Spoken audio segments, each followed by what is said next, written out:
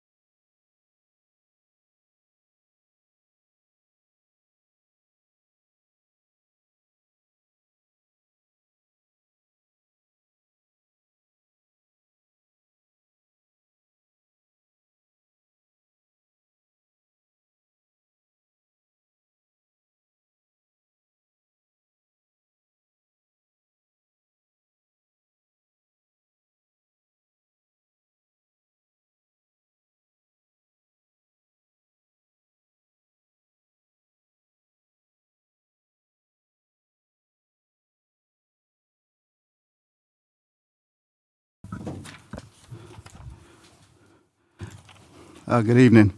At this time, we'll call the City Heights Range Commissioner Workshop to meeting December the 9th at 5:04. Please stand for the Pledge of Allegiance, and following that, we have the roll call.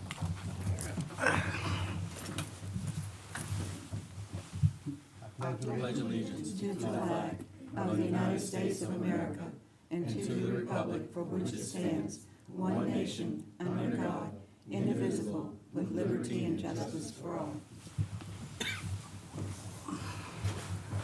I just feel like I got my back to the audience.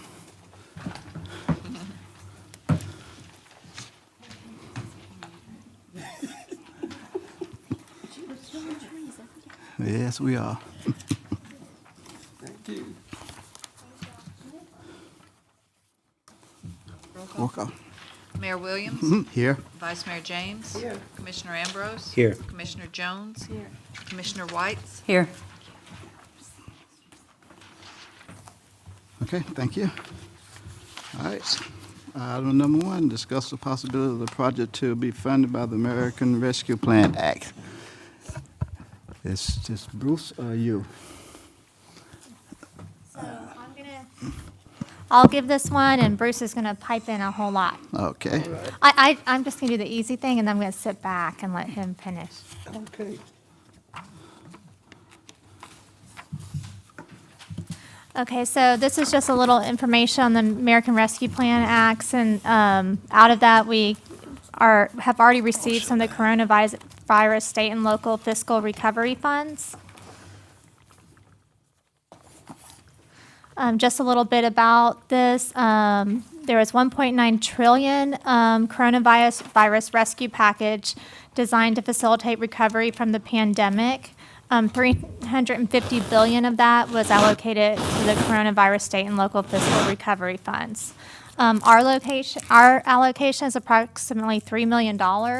Of that, we've received approximately 1.5 million. They started releasing the funds in May 2021, and we should receive our second portion within 12 more months after that period. So we should, in this next year, we'll receive the rest. The obligation deadline is December 34th, 2024, where you have to obligate all your funds to a project.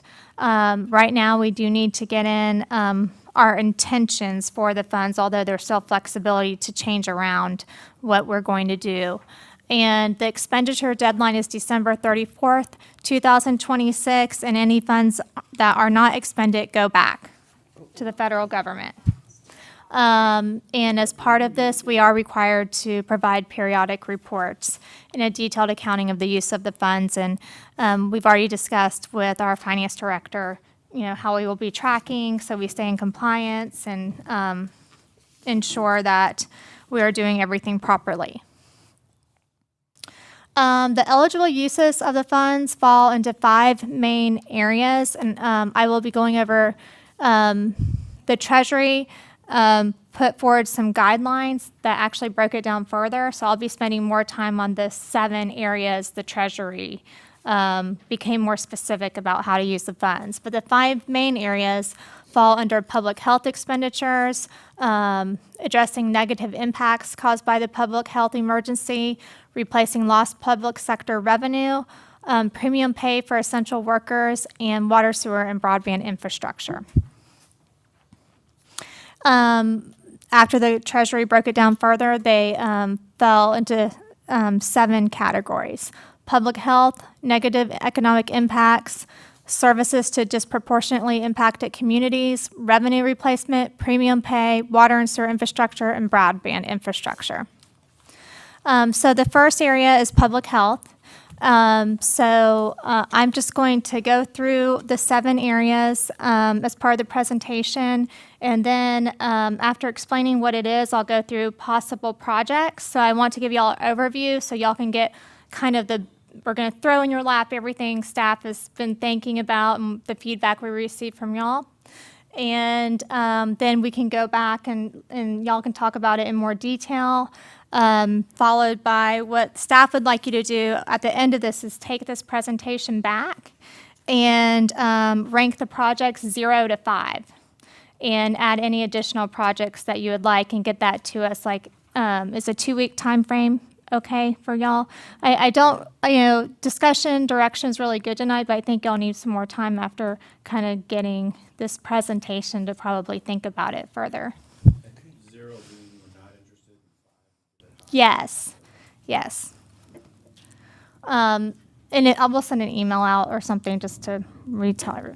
So I won't go through every single one of these. I'll kind of go through the ones that we, staff, pulled out as ones that we're recommending projects for. Under public health, we included PPE purchases, support for vulnerable populations, public health surveillance, public communication efforts, enhancement of healthcare capacity, enhancement of public health data systems, capital investments in public facilities to meet pandemic operational needs, ventilation improvements in key settings, mental health treatment, substance misuse, crisis intervention were the main ones we pulled out. And just to kind of detail that a little more, some of these, such as the mental health treatment, substance misuse, and crisis intervention, there's things that can fall under two categories. So if you look at that and think, well, the opioid committee needs to be under this one, it was put under another one, but it's applicable to both, just to let you know. As well as when you say public health is all encompassing to include, not just think of health workers, but police and fire is part of the public health, maintaining the public health and safety of the community, and they're instrumental in that. Any essential workers are part of the public health process, and that really just includes government. Okay.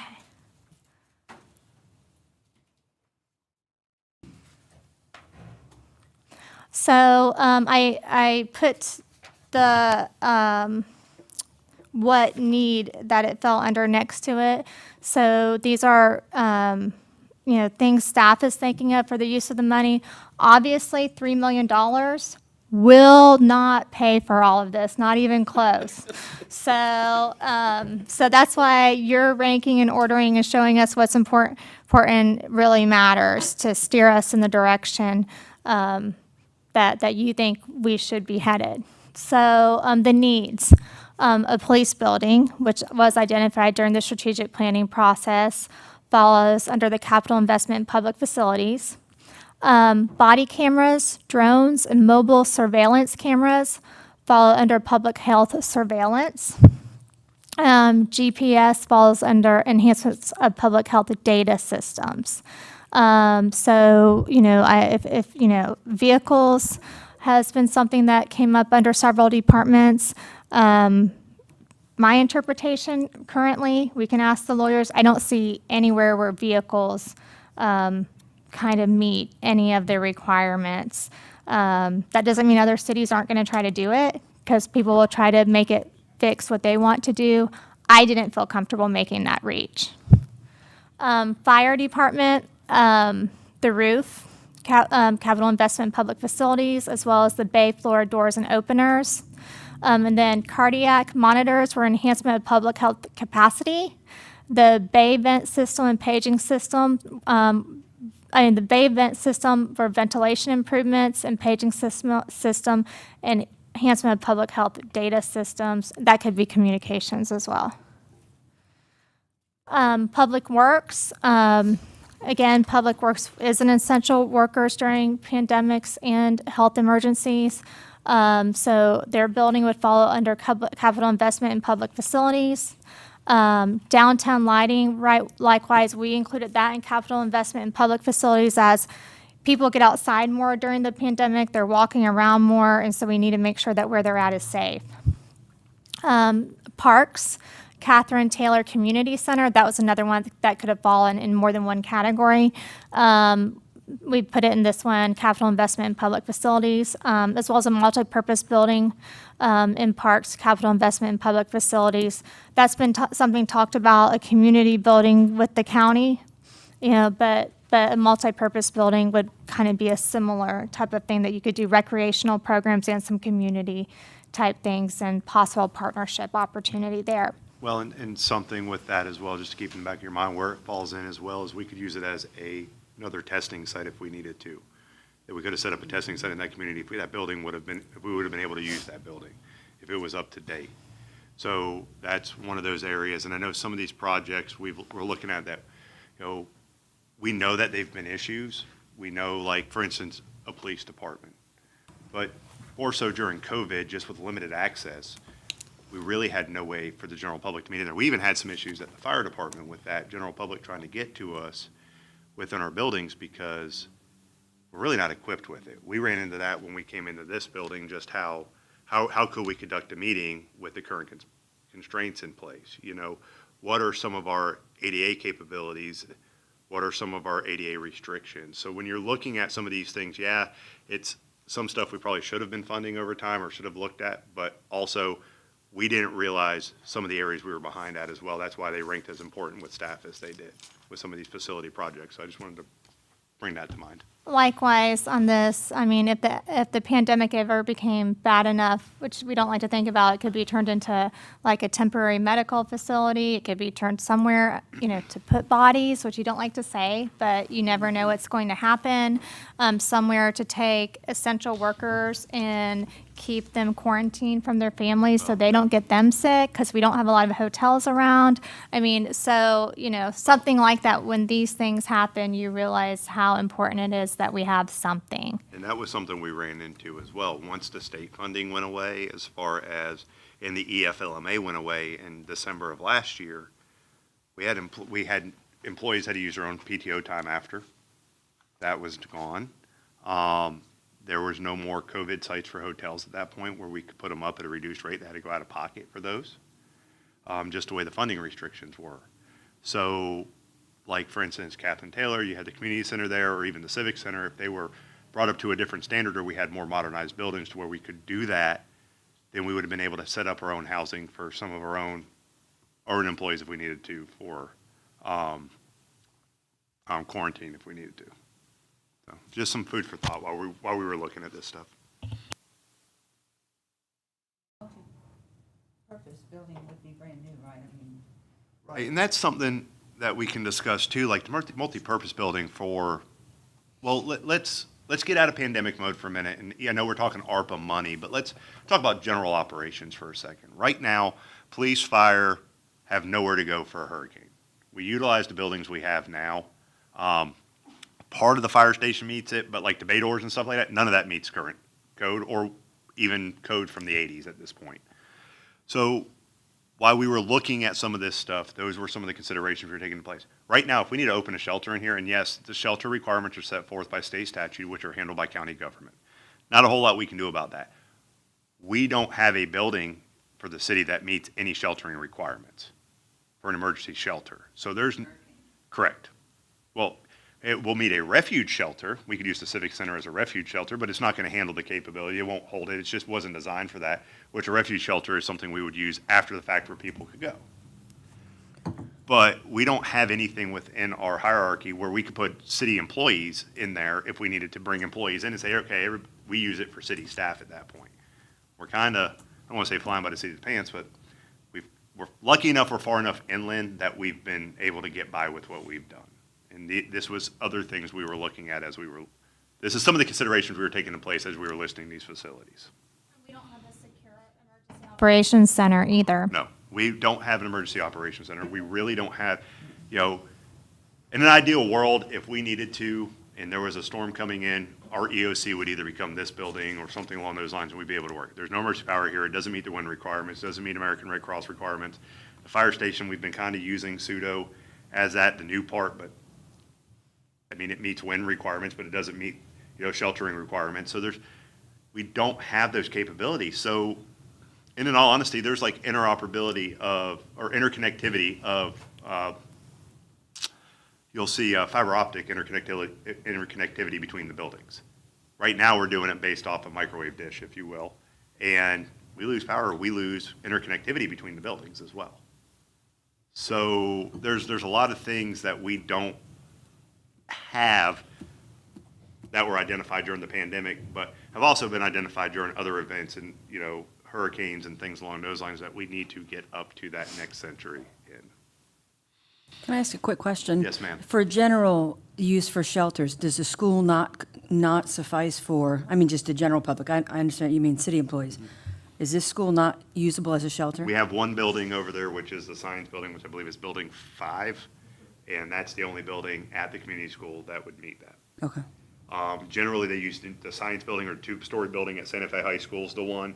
And that's normally the first one to get open, just because of the size and the amount of people, and then trying to get it staffed. But that was an issue we ran into last year coming in with, we didn't have, I don't want to say we didn't have enough shelters, because it's not an accurate description, but when you're looking at social distancing with this pandemic and the fact of the amount of people we have to shelter for, say, a hurricane coming in, we didn't feel like we had enough resources. Because how do you socially distance a shelter? How do you socially distance the amount of people that need to go to shelters? If you only have the schools that you're doing it in, and the schools were hesitant, I mean, under statutory requirements, schools are required to have a certain amount and allow us in there. But now you got decontamination, and how do you clean it? Who's responsible? It just became this big thing.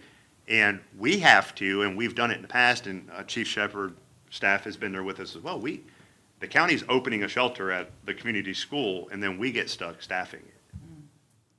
So we've had to do it with the fire rescue personnel. PD has to go over and do security with us, and we don't have anywhere really to do staff turnover. We don't have anywhere to put our folks, or we don't have anywhere to open. If we deemed I wouldn't want to get into the world of opening our own shelters, because if we don't do it correctly through county for the state request and things like that, we're hanging ourselves out there for not getting reimbursed for funding.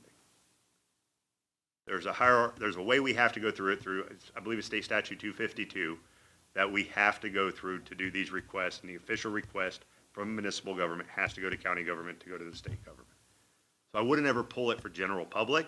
I would have it available for the county to activate under general public, but I would look at it more for using it for an emergency operations center for us, a point of contact for the commission to have a place to come in, a war room, if you will, or a staging area, and where we could it would be a multi-use deal, unlike that type of building. Use for the general public during non-emergencies. correct. Yeah, but not during emergencies. It'd be completely 100% an EOC. Okay. Just different foods, different thoughts here, so. So the other possible project is a professional public facilities plan, which is a need that will help us work out some of these issues of where buildings need to be, where the EOC needs to be, where we need to buy land, what we need to combine into one facility, to get to, program the different facilities. So that's very applicable as well. City Hall Commission chamber improvements. This is mostly for ADA reasons. We have had issues where there are people who have ADA issues and they cannot come to the meetings because the elevator getting up here. Some of them can't get up here, so making some improvements to become ADA compliant. Audio and video upgrades for the commission chambers, that goes with the public communication efforts, as well as with the elevator replacement, a generator for City Hall, so that if something goes down, the elevator still works.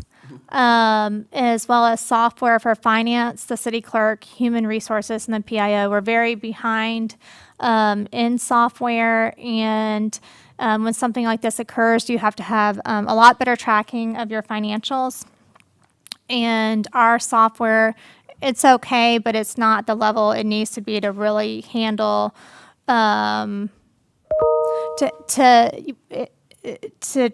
track it at a more detailed level for the projects that the money will be spent on. And as pandemics come in, there's a lot more money that runs everywhere, and it would just be helpful to have something that did a better job at it. City clerk, agenda software, human resources, software for them.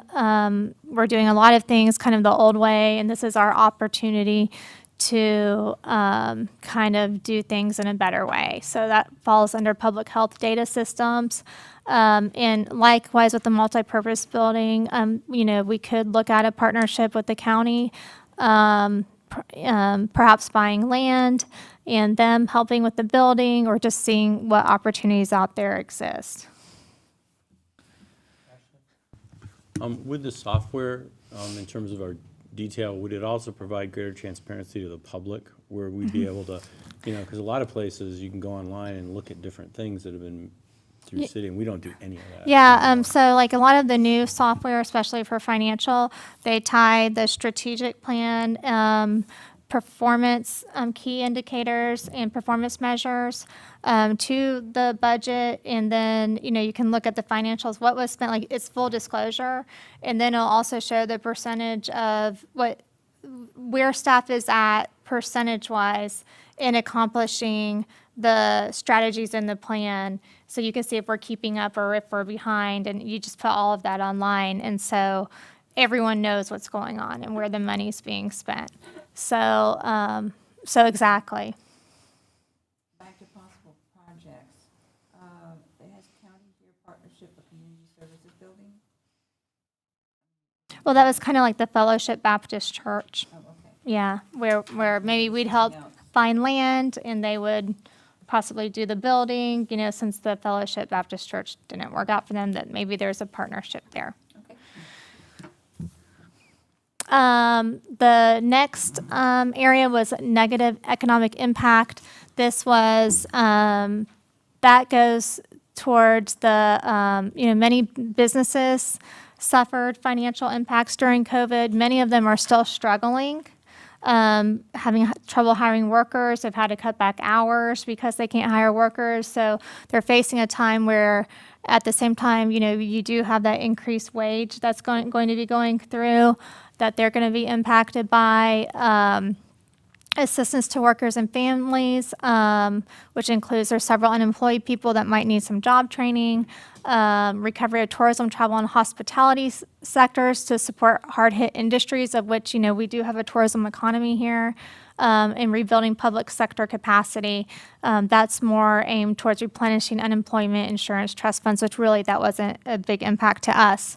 So staff was recommending that after we get back your projects, we may look at allocating a certain percentage just to this areas. This would be aimed more at the business community, small business community that serves the backbone of our city, and maybe towards come up with some programs and ideas and see if y'all would buy off on them, maybe towards something that would help stimulate the economy more, to help them kind of get back on their feet, maybe a hiring fair, just, things like that. Just really have a chance to go up and out and talk to the businesses about what they need. Or it could look like, we haven't figured this one out completely, but it could be, grants to some of the small businesses that they could apply for, explaining their impact from COVID and, how they want to get back on their feet. Something like that. So it's not completely explored. It's explored. In fact, when you look at what other cities are doing in the SBA, they're still working out that. But I'm sure as the next year or two goes by, people are be coming up with ideas. So we may want to just keep a little portion back, in just in case there's areas we can, help our business community. So that was just programs to help small businesses. Services to disproportionately impacted communities. So this is getting into how there are some populations which COVID impacted more than others, and how to help those populations and bridge the gap. They include funding for community health workers, public benefits navigators, remediation of lead hazards and community violence intervention programs, investments in housing and neighborhoods, services to address the homelessness, affordable housing, housing vouchers, residential counseling and navigation assistance, addressing educational disparities, new and expanded early learning services, educational services like tutoring or after-school programs, and promoting healthy childhood environments. So this is where a couple things. One of the things I forgot to put on here, obviously I'm going to pick up on this one, the remediation of lead hazards. We do have that issue at the police station, and we have that issue, or is that asbestos? Okay, that's asbestos. Lead is on the water tower, correct? Yeah, so this would be an opportunity if you wanted to handle that. Right now, we can only paint the water tower a couple of colors. I think it's like there's 3 different colors, and we couldn't do a mural, kind of can't really do much with a city logo or anything. Like, we're stuck with that just kind of being what it is. So this is a one-time opportunity to kind of look at doing something else there. The other idea with staff was taking a percentage of funds, whatever that looks like. So we don't have a grand number now, if y'all are interested, and holding them back for nonprofit organizations that might want to have ideas that they could do some good things for the community and give grants that we would obviously have the committee rank those, bring them to you for your approval, and then we would track how those are doing. And no one, if we did some of these programs, no one would get checks or money until they did what they said they were going to do. It would be more of a reimbursement type of thing. So there are many nonprofit organizations in the city of High Springs, and I'm sure they're going to be coming to us. And so if you want to hold back some money for projects they might have, that would go along with the services to disproportionately impacted communities. And that's where I put the participation in the opioid task force as well. Replacing lost public sector revenue. This is kind of not a recommendation because we didn't lose enough revenue. You have to lose a certain percentage to be reimbursed funds, and we did not lose that much revenue to be applicable to us. Premium pay, this is additional kind of hazard pay that would go to essential workers that worked during the pandemic and were impacted by it. So for the city, that includes police, fire, and public works were the most impacted during the pandemic and continue to be. I mean, it's still going on. Yeah, so there's a couple options with the premium pay options. You could do a lump sum, you could do a bonus or a lump sum in conjunction with some sort of percentage to keep hazard pay going for so long if you wanted to, things along those lines. Part of the reason I would say, like a small lump sum and then maybe do a percentage base over 24 months or 12 months or whatever you wanted to do would be just to help offset some of the costs they've had. Like we were talking about, some of them had to go get their own hotel rooms for quarantine and things like that. There's some different things, just some different hardships that they've had to deal with as well throughout this whole thing. So just something to put in the back of your mind. In water and sewer infrastructure projects, this was pretty wide open. The water and sewer infrastructure projects, building or upgrading facilities for transmission, distribution, and storage systems, including the replacement of lead service lines. Wastewater infrastructure projects, constructing publicly owned treatment infrastructure, managing and treating stormwater or subsurface drainage water, facilitating water reuse, and securing publicly owned treatment works. So some of the projects staff had in mind was engineering for the new water plant. So we can go out and try to get some grants for it. If some of this growth comes through, we'll need to be prepared for that, as well as it creates redundancy in the system and a more reliable system. Water main upgrades and replacements, SCADA system replacement and upgrade, and additional software. Wastewater engineering for the sewer plant expansion phase 3, because what is proposed in phase 2 may not be enough. Obviously, if we get the engineering, we would not trip moving forward with the project until the right time to do so, so we do not incur, have so much capacity that we're paying for something people aren't using yet. But at least we would have the engineering done, so when we need to be applying for grants, we're ready. Generators for lift stations, spare pumps for lift stations, SCADA system replacement and upgrade, and software. The last one is broadband infrastructure.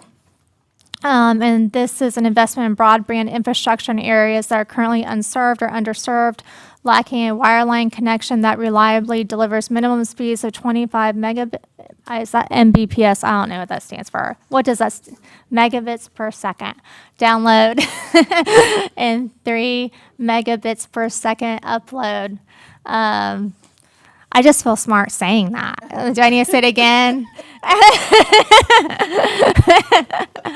And prioritize projects to achieve last mile connections to households and businesses. There are some areas in town where, the infrastructure is right there, but it's not there. And, we could work with the private sector to try to encourage them to make those last connections. But, there are some interest from additional private sector companies in coming into the town.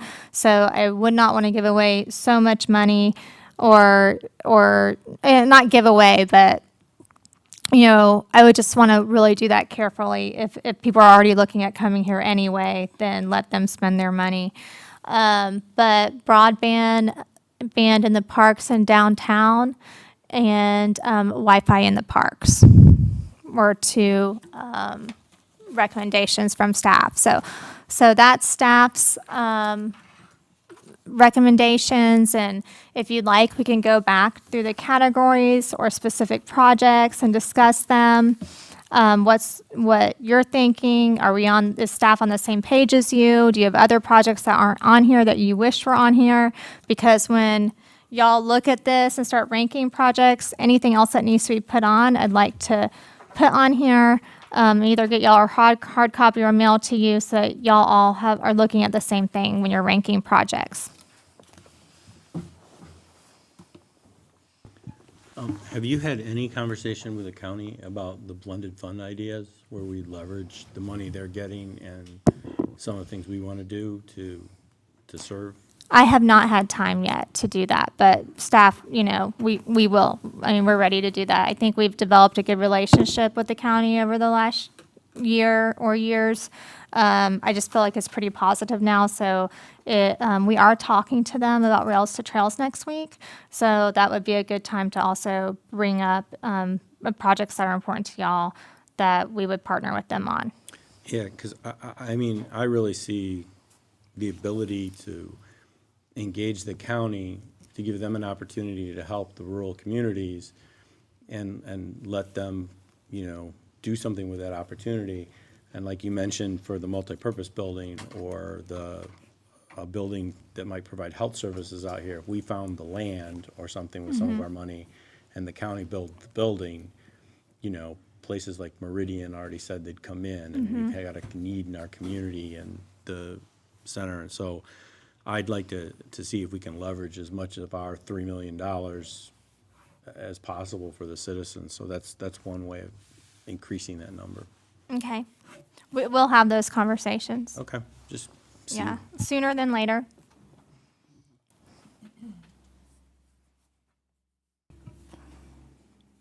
I've got a question about addressing the educational disparities, because that's a big one for me. These kids were sent home, and Yeah. so many of them had nobody at home helping them. And the reading has dropped precipitously. Right. And one of my recommendations to the school board was to see if they could use ESSER funding to get dogs in the libraries, because kids will read to a dog. Miss Alice could tell us, they have a dog that comes to the library here. Is that something that we could look at, bringing a dog in to the library here? Because a lot of kids walk from the school over to the library. They play games, they do all kinds of things, but if there's a dog there, they'll read to the dog. I think it would be a use of funds that would be allowable. Yeah. So if you want me to put that specifically on the list, I just then think I can that do that's that. something specifically that I believe could genuinely help these kids whose parents are working 2 jobs and still not at home when they get home. If they can go to the library and hang out with the dog is never going to judge them mispronouncing a word, but they're still going to be reading, and they're still going to be practicing. And that's just something that I think could make a huge difference. Okay.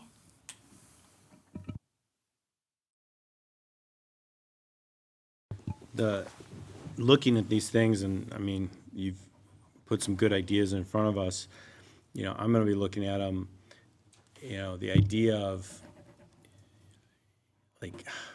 like the software for the city for the accounting and what have you, that upfront purchase is a big nut we don't have We don't. money for, but we've got the money for the maintenance of that.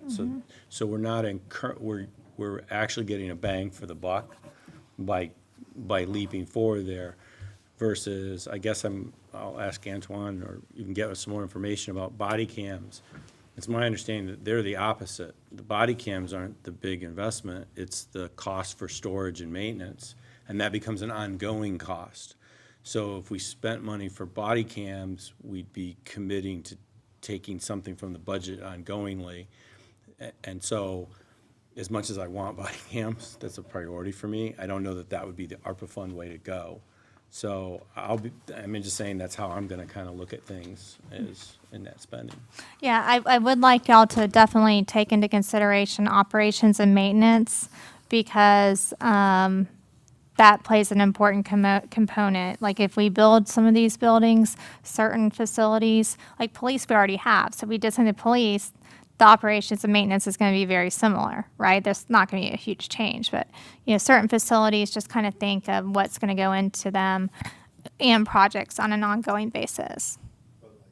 Like the O&M on the body cameras, though, whether we use ARPA funding to purchase the cameras up front or we use general fund money to purchase the body cameras up front, we're still going to have the O&M cost regardless when we go to the body cameras. So, but the point is we could use some ARPA funding to offset the upfront cost, much like we could, because we're still going to go body cameras one way or another at some point. So, it's just a matter of when we're ready to pull the trigger on that to make that happen. So do we offset a little bit with ARPA to move forward, or do we go from there? Now, I know Chief Shepherd's looked at a couple different cameras, and there's been a lot of different thought processes out there. So the cost of the cameras has changed.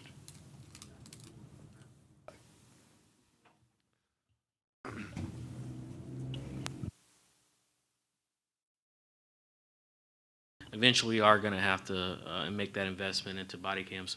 I think we're the last agency in the county now, Alachua, and Alachua County Sheriff's Office. And one day it's going to become mandatory through state legislation. It is correct that you will have a reoccurring cost, but if there's enough funding, you can pay that without that 5 years, and maybe it'll be affordable after that. But it is something that is essential.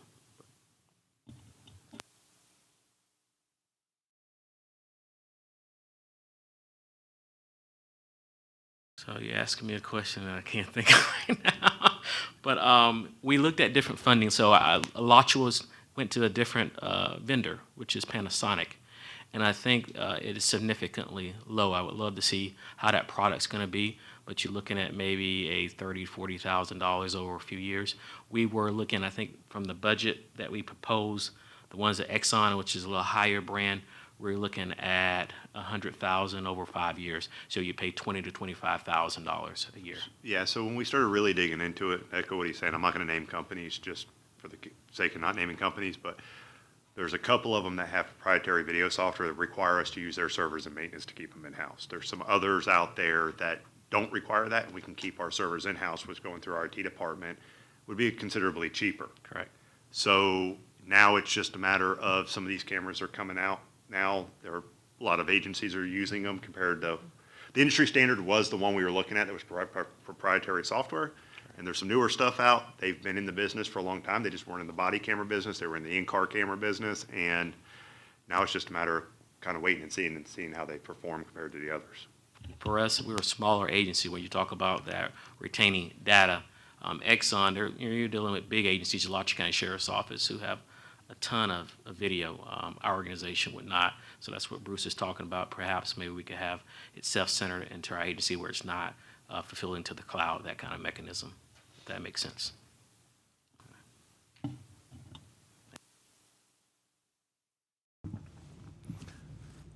Okay, I got one more question. For water and sewer, one of the capital purchases you had on there were generators for the lift stations. And we are moving more to gravity systems and away from the grinder systems.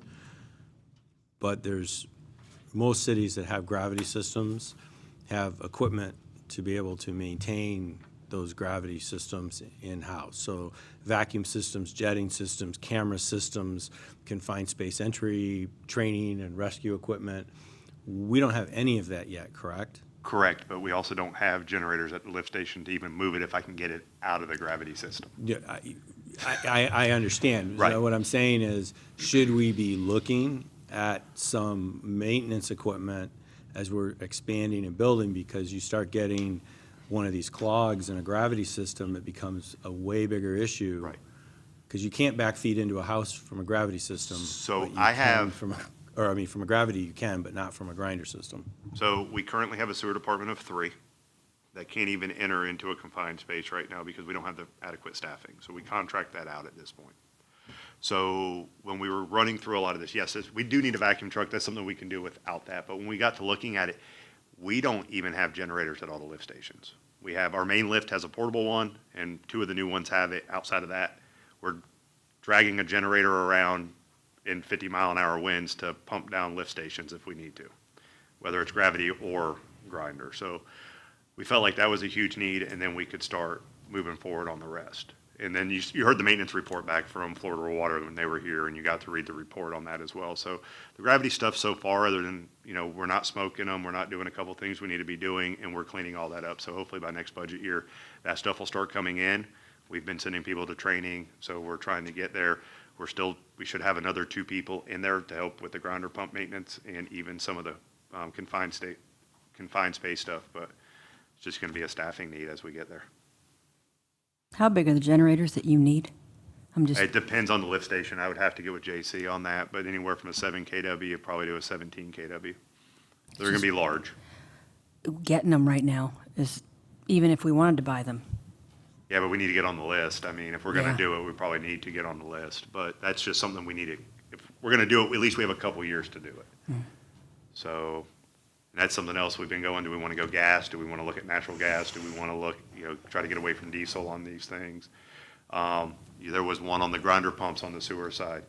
We have 9 lift stations and 5 different kinds of pumps in those lift stations. They don't match each other. So those are some things we're trying to clean up with this as well. We don't have transfer pumps at them, which would be huge. So there's a lot of little things in here that we're trying to get up to date as we get into the bigger things.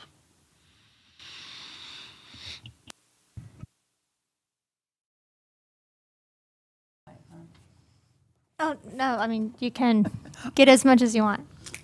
Well, We want it's, the top 5.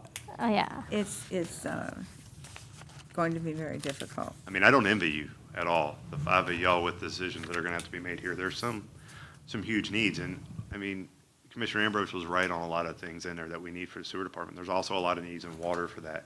I mean, our chipper truck, for instance, is 25 years old. We've got a road grader that we need to downsize, and it's ancient at this point. We've O&M'd, and we haven't really, we're lacking in some areas, and this is a good chance with some of this funding that we can clean up, and then we can go back and make adjustments to some of the other things, because then we're not worrying about buying those generators, if you will. I'm not coming back to the commission saying, hey, I need $1.5 million in generators. We can do, or $700,000. I'm just making a number up, but I don't need $500,000 in generators now. I can look at buying that vacuum truck, and something we could spread out over 5 or 10 years in cost, something just along those lines. I'm just throwing ideas out there, and then we got the premium pay thing, and I know I keep hammering on that, but I mean, our first responders killed it during COVID. From police and fire, our positives were pretty low compared to some of the other departments out there. I don't think we had a positive at all during COVID in the fire department until it really started tapering off. It's pretty much the same thing on the police department, if I'm not mistaken. We stayed pretty good. We only had, and even the ones that did come back positive, I think we only had 2, maybe 3 in the city that were actually work-related. They did a really good job, but they put themselves on the line. There was a lot of tension there, and a lot of, well, am I taking all this crap home with me? So I know I keep bringing up the premium pay, but to me, and I lived it. That was part of my job back then. Pretty hot and heavy. I mean, it's still part of it now too, but we did. It was hard. The hardship on some of these folks was pretty in depth. Going into these people's houses and trying to work through this. And it was a bunch of unknowns, and law enforcement was right there with us. We had to start bringing public works back because we had things going on. They were having to have interaction there too. So I'm not looking at this for a benefit for me, but for like Gene, Andy, that group. I mean, Gene's here, you can ask him. He's, with what he's making and some of the stuff he's gone through over the last year, 2 years with, having a young child at home and things like that, it's been rough on him. It's been rough on all of them.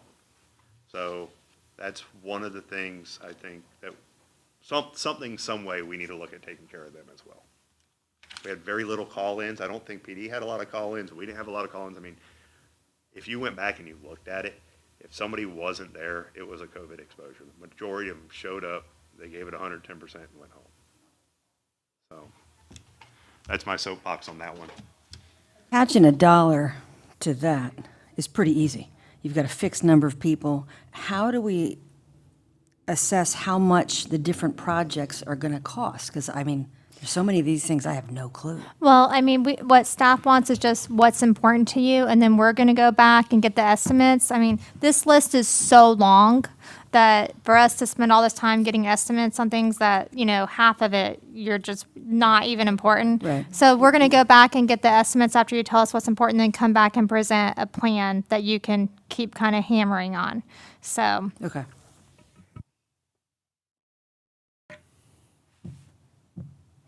But if there's things that are just completely like, no, yeah, we need to know that. I know, right? It's a pretty, Like it's I said, all important, like yeah. I said, I don't envy the five of you, and it's going to be hard.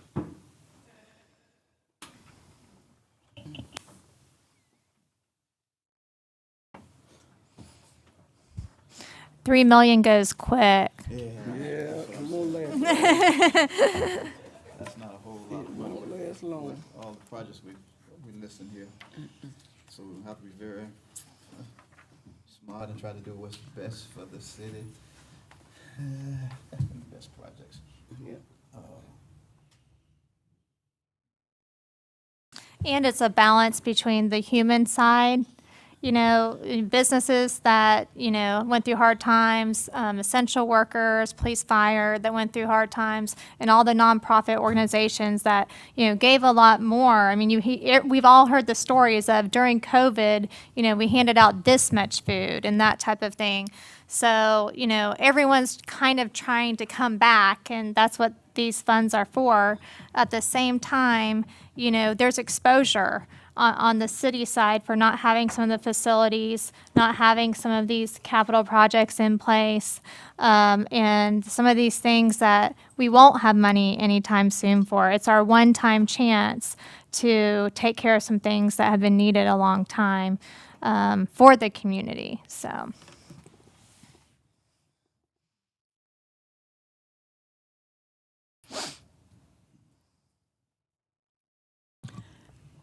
Have you heard anything on the broadband from the county? They're supposed to be working on that. I haven't. I have heard one company out here looking around that is considering at doing broadband in the community, but it's not a done deal. You mean for the county? Not for the county, Okay, in the that's- city of High Springs. I heard the other day at a meeting that the county was looking to provide broadband for the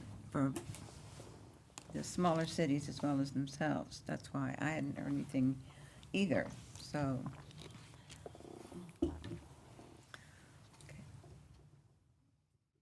And what's brought out is so important. Yes. The day and time that we're living in now. That's we got smartphones with that. Running computers these days, and that will help a whole lot of people in the area. I can remember when we was going through, some of the kids was out of school and they needed Wi-Fi. Absolutely. I used to see people sitting out here in the parking lot over at the library to try to get Wi-Fi. They were using the free city Wi-Fi too. Yes.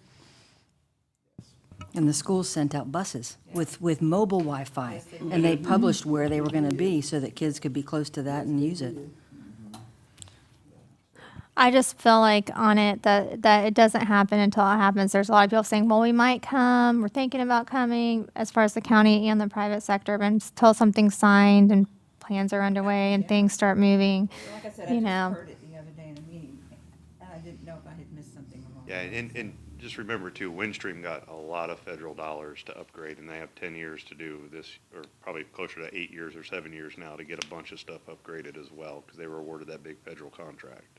They didn't get on their job now. Well, I mean, they gave them 10 years, so and that's part of some of the stuff the county is looking at doing and things too as well. Now, you can tell a 63-year-old man 10 years. That's funny. Sorry, I didn't call your age out in the meeting. I'm not gonna have that discussion here. 10 years, I'll probably send back, Did, Don't go there. did Scott give you his flip phone? 10 years from now, that you're just fine. but, it's important, and then with the private sector, that's mean they're gonna be, oh, I'm sorry. See, that's the thing, you need a mute button over there. Technology got you. Yeah, see? But with the private sector, most cases, that's gonna be people want to make money. Right, Yeah. So, you know, do I wanna put another bill on top of bills? Well, and really, it'll be what kind of technology do they want to use? I mean, Windstream has continued in the city here to replace copper lines when they had to, but they haven't run fiber when they've had the choice. There's higher speed fiber from Windstream right across the street out on 138 and at Hollingsworth Boat Ramp with the infrastructure they've invested in than what they've done here in the city. And, you know, Google stopped Google Wi-Fi or fiber because they said direct connections to the home are dead. And, you know, they said the future is literally just large mesh networks of wireless, you know, and hopefully a provider that's coming in would be looking at the right to do that type of thing and provide that service, because you could get way higher bandwidth speeds. You know, the United States on average has the slowest internet in the world.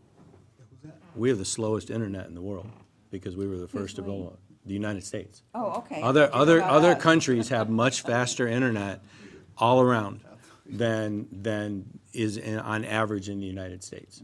And you know, so that 25, you know, down and 3 up is ridiculous. I mean, other places look at you and go, "You're kidding."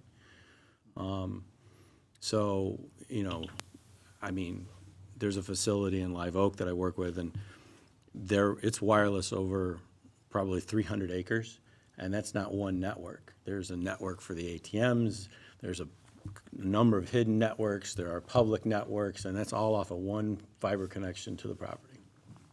And it runs just fine. Well, another thing you hit on was getting it to your house. There are areas in town where it's in front of places that it's not been received to the house, that people don't even know it's there. Because right now, if you just have a service call, they can tell you it's going to be a couple weeks. So they don't have the staff to do the extra and get it to the house. So that it's not being advertised widely, because they can't even keep up with what they have, let alone take the extra step. There's not enough employees. Everyone's struggling. So. Well, like one thing we did, like with the third well expansion going on, is we've now got fiber run to the water plant, which we had never had before. And we're doing Wi-Fi out at Memorial Park. So it'll be one of the first parks with free city Wi-Fi in it. So that's one of the things we're working on right now. There'll be some expansion to some other city properties over the next couple of years through some different projects we're doing, but we're trying to expand our footprint within the city for some of our outlets, so you don't have everybody trying to get around City Hall or the library, things like that. They can go to the different parks and offer some Wi-Fi as well. So it was one of the needs we saw during the pandemic as well. There just wasn't enough hotspot locations, if you will. So, and parks are outdoors, so it's a good spot, some picnic tables, some people can go and do some work.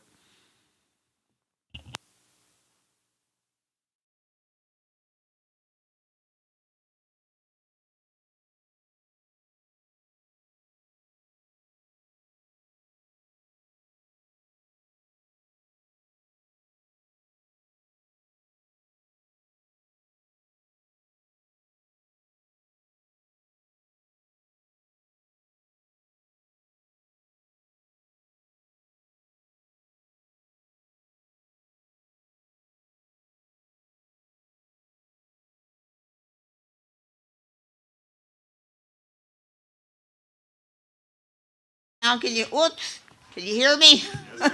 Good. I was interested when you said something about reading to dogs because the library has that program, and it's also been in the schools, and I know some people that would volunteer to help with that program also. So I think that's a wonderful idea, and it really wouldn't. I don't think it would add anything to your costs because I think it's already funded by Alachua County as far as the program and also the library. So, it's a win-win situation. The other thing that I was wondering about is when you were talking about generators and the energy that you would use to run them. I wonder if it would be feasible to think about solar energy rather than natural gas. It might be something to think about as you explore that project. Really big storm event and you need that generator, you don't always have the sun available Yeah. to run that Well, generator. it's something to consider. You're not going to be rushing into that project, I don't think. I had something else. I can't read it. I don't have my glasses. But I'm glad you brought up the subject of body cams for the police. I think that's a great idea.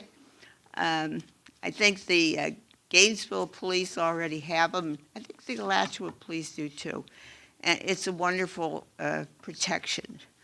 And I guess that's about all I have to say. Thank you.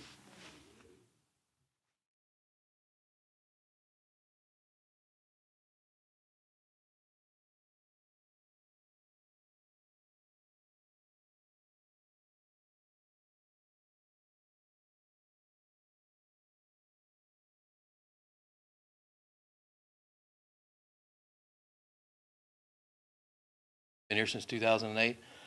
Harping on what Assistant City Manager Mr. Gillingham said, premium pay, we all took a pretty good hit this year, especially the fire department. Child care, we still showed up for work. We made it work. The Wi-Fi, having to try to coordinate babysitters to help our kids out in school. We took a really big hit this last year, and we're all feeling it now, even more than ever. So I'm here representing the guys and the gals from the fire department, and we're just looking for a little help. Thanks, guys.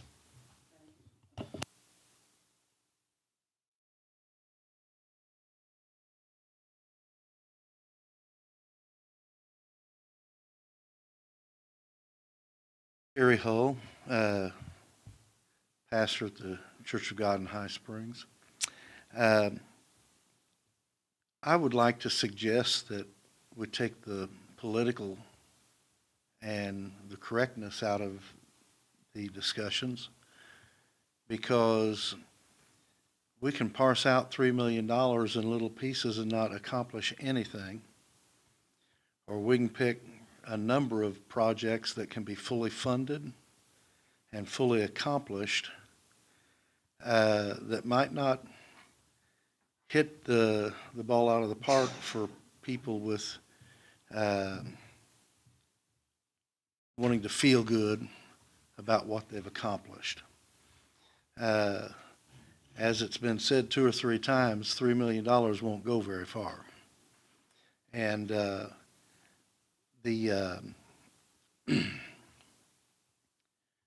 projects that you do, in my estimation, should be projects that can be fully funded and accomplished, because if you try to do too many projects, you're only putting a little carrot in front of the horse to keep the horse going. There are going to be projects off that list that never see a dime anyway. And so you get the big bucks for sitting up there and deciding what can I fully fund, what brings the most good to the community. All of these things can be good for the community, but I can't fund them all. And so if there's 2 or 3 or 4 projects that can be fully funded within the $3 million budget, then I think you should go for that 3 or 4 rather than trying to do the feel-good projects that were on the list. And there were a lot of feel-good projects on that list. There are some practical things on that list that if they are funded fully through the $3 million would bring great benefit to the community as a whole. And so I would suggest practicality in the decisions of what to spend and where to spend so that we've actually done something for the city when we're through. Pick 2. What would be 2 that were high on your list? I think city government, police and fire department. I have a particular desire for sewage. I called up here Monday or Tuesday evening at 10 minutes after 5 and said, has anybody been working on the lift station? Oh, no, nobody's been out there. Well, you need to send somebody out because it smells like an outhouse underneath my carport. To my knowledge, no one came. But we've had issues with that lift station. Not too many lately, but we've had issues ever since it was put in. And I've had sewage up in my yard and back in the back of the churchyard. Over the years. I have a personal agenda there, but somehow you're going to need to move. Police, fire, and city government are the and the things that city government provide, like sewage and water, are the places where the money, in my mind, can most effectively be spent. But I also saw that there were a number of projects in those areas that would have to be ignored to be able to get the most bang for the $3 million.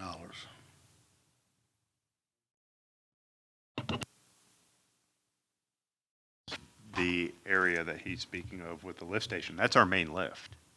It doesn't have a generator. Logically, does that make sense? No. So we took our portable generator that's supposed to go around everywhere else, and it's out there.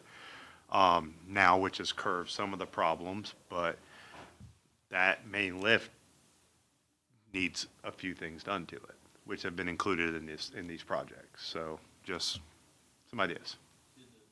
Stations have reporting capability where they report, 1, we're out of power, and 2, there's a rising level?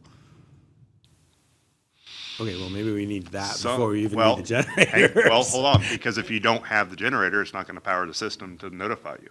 So some of them have it, some of them don't. But that was one of the SCADA and software things that they need over there. We have some of the same issues in, there's some data flow stuff that needs to be updated. And we actually have it lined up to start moving forward with it. It's one of the projects we're looking at currently. That was part of why we asked for a little bit more money out of the water plant when we did a third well, was to update all the SCADA stuff out there for data flow and everything else. We probably have one of the last anti-log plants out there, just to give you a heads up. So, I mean, our reporting out there for any of our chlorine alarms or anything like that is so antiquated, it's not even funny. So those are some of the system upgrades we're looking at doing now. How many lift stations don't have a generator? Well, I think we only have 7. 7 do not. 7 do not. 6 or 7. I'm pretty sure it's 7. So 22 kW Generac running on propane is going to be about $8,000.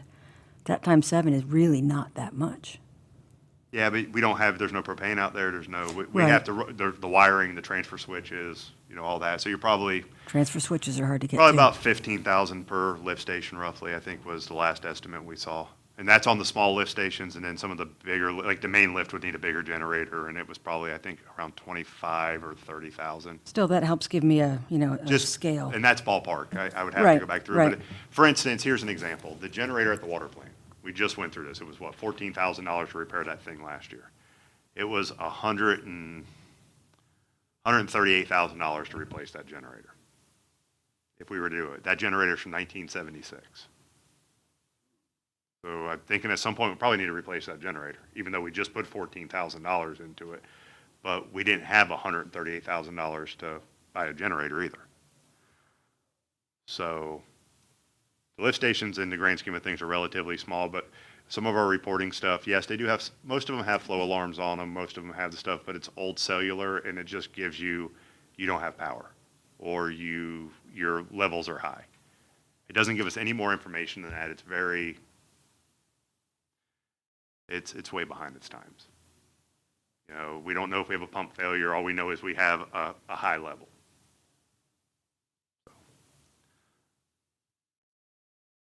So it's just some stuff we need. It's just stuff we need to get right. That's why the SCADA software was in there as one of the things, the data flow stuff. You know, ideally, our water plant operators should be able to log in from their phones and make tower adjustments and things like that, or from a laptop from a remote location, and we can't do that.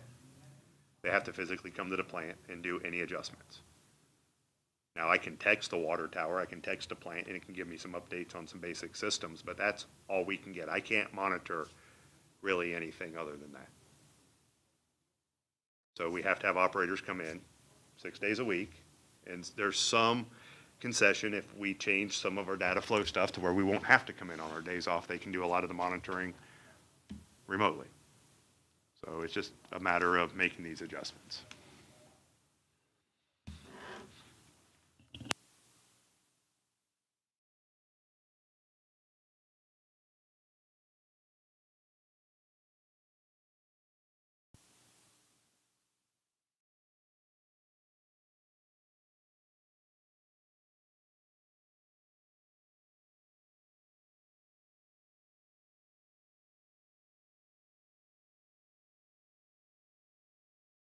We could have been strategic and just put all the stuff staff wanted. But we decided to make it more difficult on you. And I do have some cost of data flow in my office if you're interested on the way out this evening that I can just give you a ballpark. It's older data, but it should get you in the ballpark just to give you an idea of what we were looking at, if anybody's interested in that. I'd just like to let Reverend Hull know that his information was very well received. I like that. Thank you.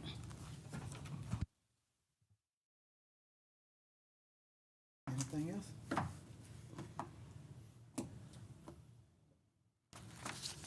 right, Ashley, we'll wait for you to get in contact with us and we'll do our homework. Yes, I'm just going to, I'll send this out electronically, and I'll just add to the presentation the dog in the library, a few things that y'all talked about here. I'll just add extra bullet points, and then if I miss anything, let me know, and I'll let everyone know.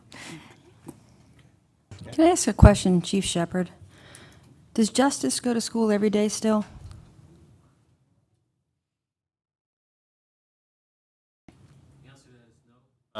He's with the supervisor, remember Sergeant Taylor? So Sergeant Taylor visit both schools, FCA and the High Springs Community School, and as a role. So he's there maybe 2 or 3 times out of the week. So Justice is still going though regularly? He still goes, but not every day. As in previously, when Sergeant Taylor Right. was an officer, he was there every day of the week. But he's now in a supervisor role where he oversees the school resource officers, and he visits there. He was there again today. And what kind of flexibility does he have when he's at the schools in terms of what Justice is doing? He's there as much as he can, but just remember that he's not only the supervisor over school resource, he has investigations and traffic, and then also day-to-day operations. So he still has a number of other duties. So you're saying he's going to keep Justice? Yeah, for now. Yeah, I would think he would resign if I. You don't want to give him up, I don't believe. Thank you. Justice to K9. Yeah.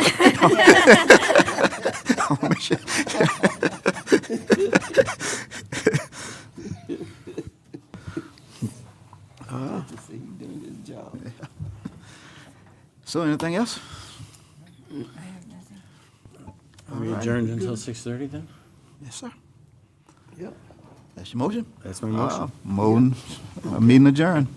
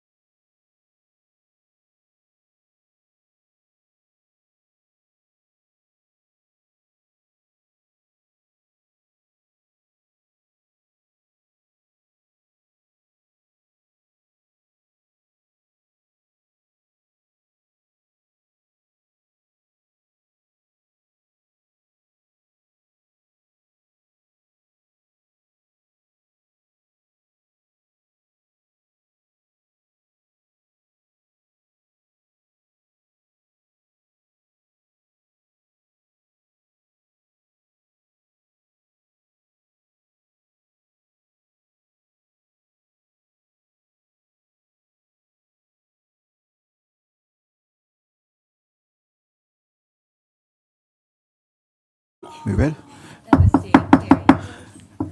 Good evening. At this time, I call the High Springs City Commissioner meeting to order, December the 9th at 6:30.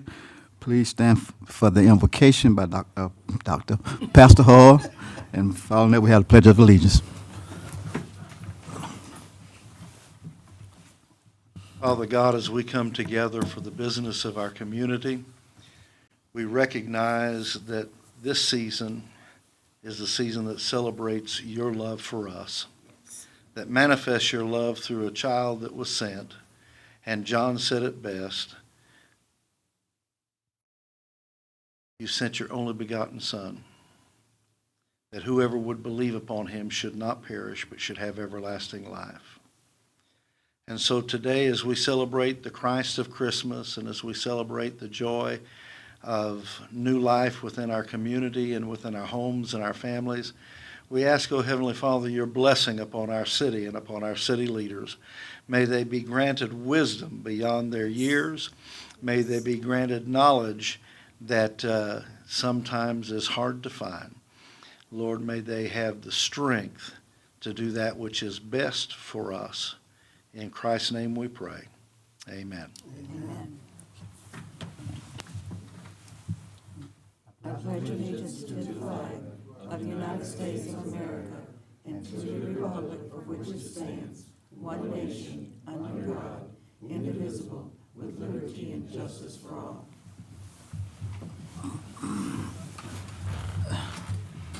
Thank you, Pastor Hall.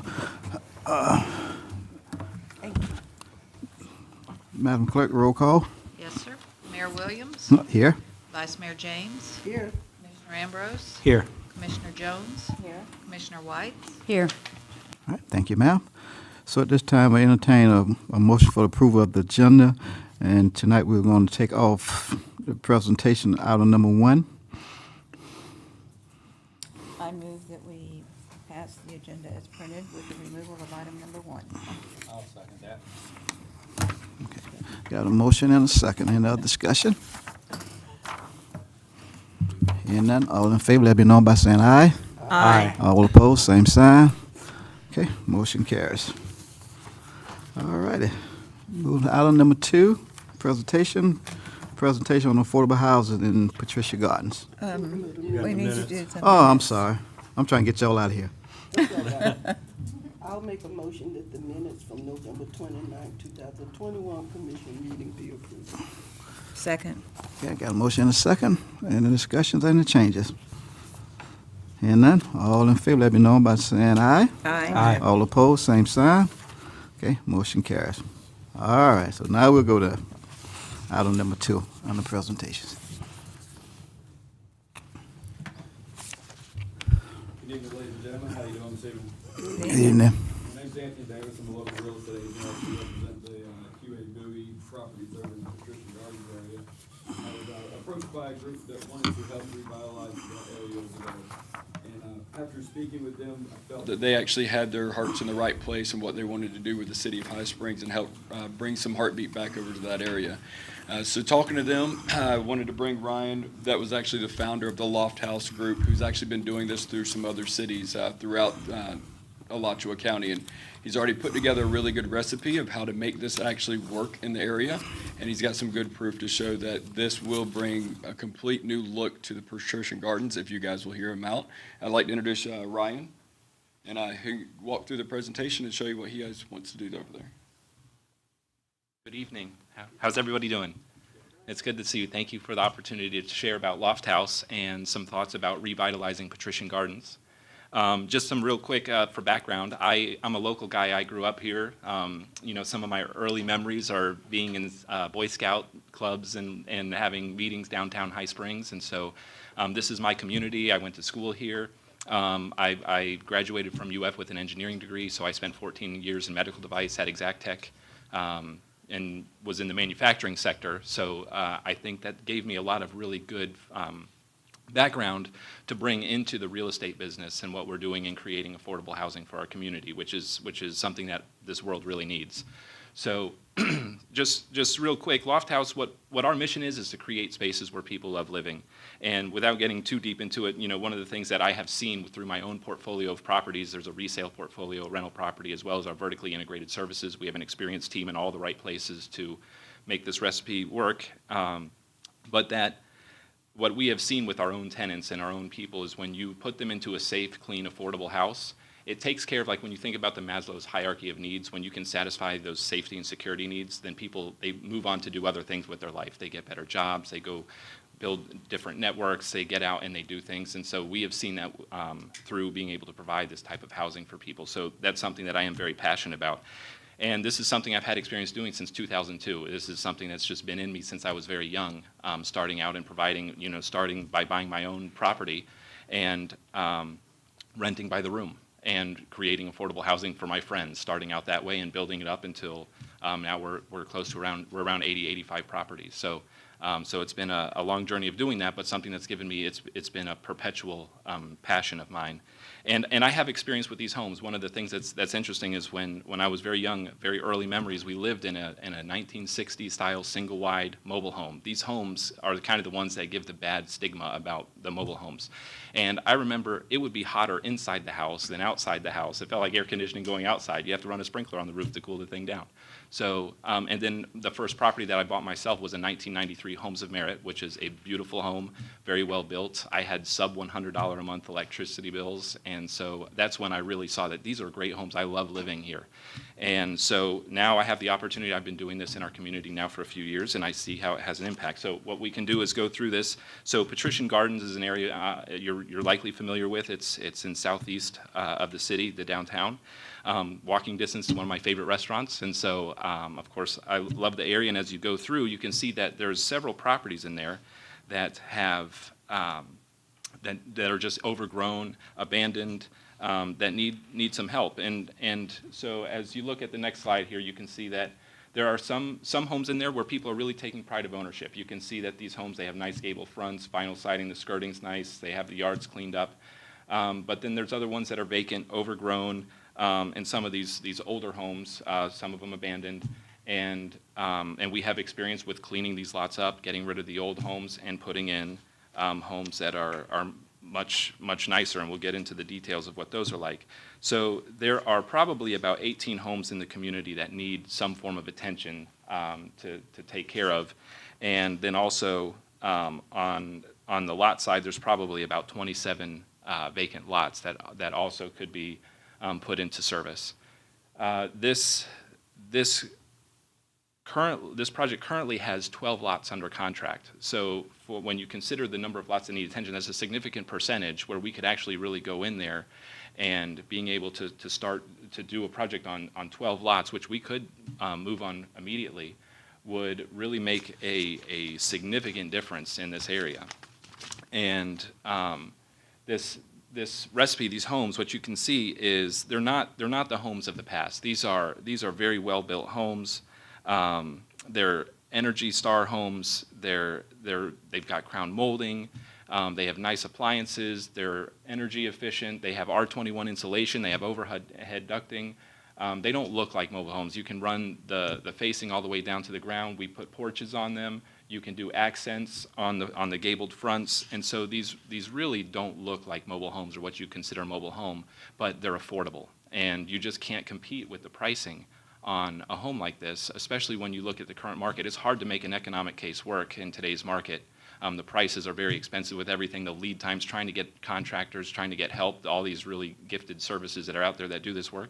It's very hard to find the help to do that. So this is a scenario where you get a product that is, and coming from a manufacturing background, with the work that I did for Exactech, I was on several boards, and what we really were working on was promoting advanced manufacturing initiatives in our community because it has the highest economic multiplier.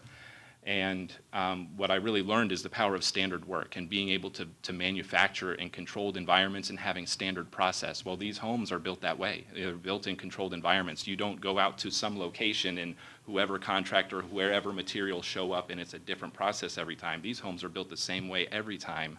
And then as they figure out better ways to improve their process, you make a change to that standard process, and that's how they're able to generate a really high-quality home for a very affordable price. And this is something that I see as an advantage, and in certain areas makes for a very great recipe. And this is not a new idea. We've been doing this in other communities. We have a very similar community off of Archer Road in Gainesville, and we've got 7 projects going on in there right now doing the exact same thing, and we've demonstrated that we can take it from the worst places in the neighborhood to nice, clean, affordable housing where our community, it's interesting to see the people that come in, they're thankful to be able to find a home at this price point that ordinarily, and locations that there's just no inventory like that. And so it makes a really big difference in the lives of those families.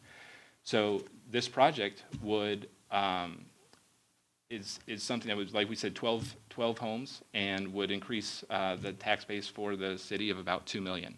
And so it's a sizable project, and one of those things that we've actually been able to demonstrate, and would love to be able to do that here. It's something that we've, of course, been looking at that community and have been piloting and running this in other areas and seeing how it works, and it's really made a big difference. And so we would like to do something very similar in the near term with Patrician Gardens. I think that's all the thoughts that I have. I really appreciate it.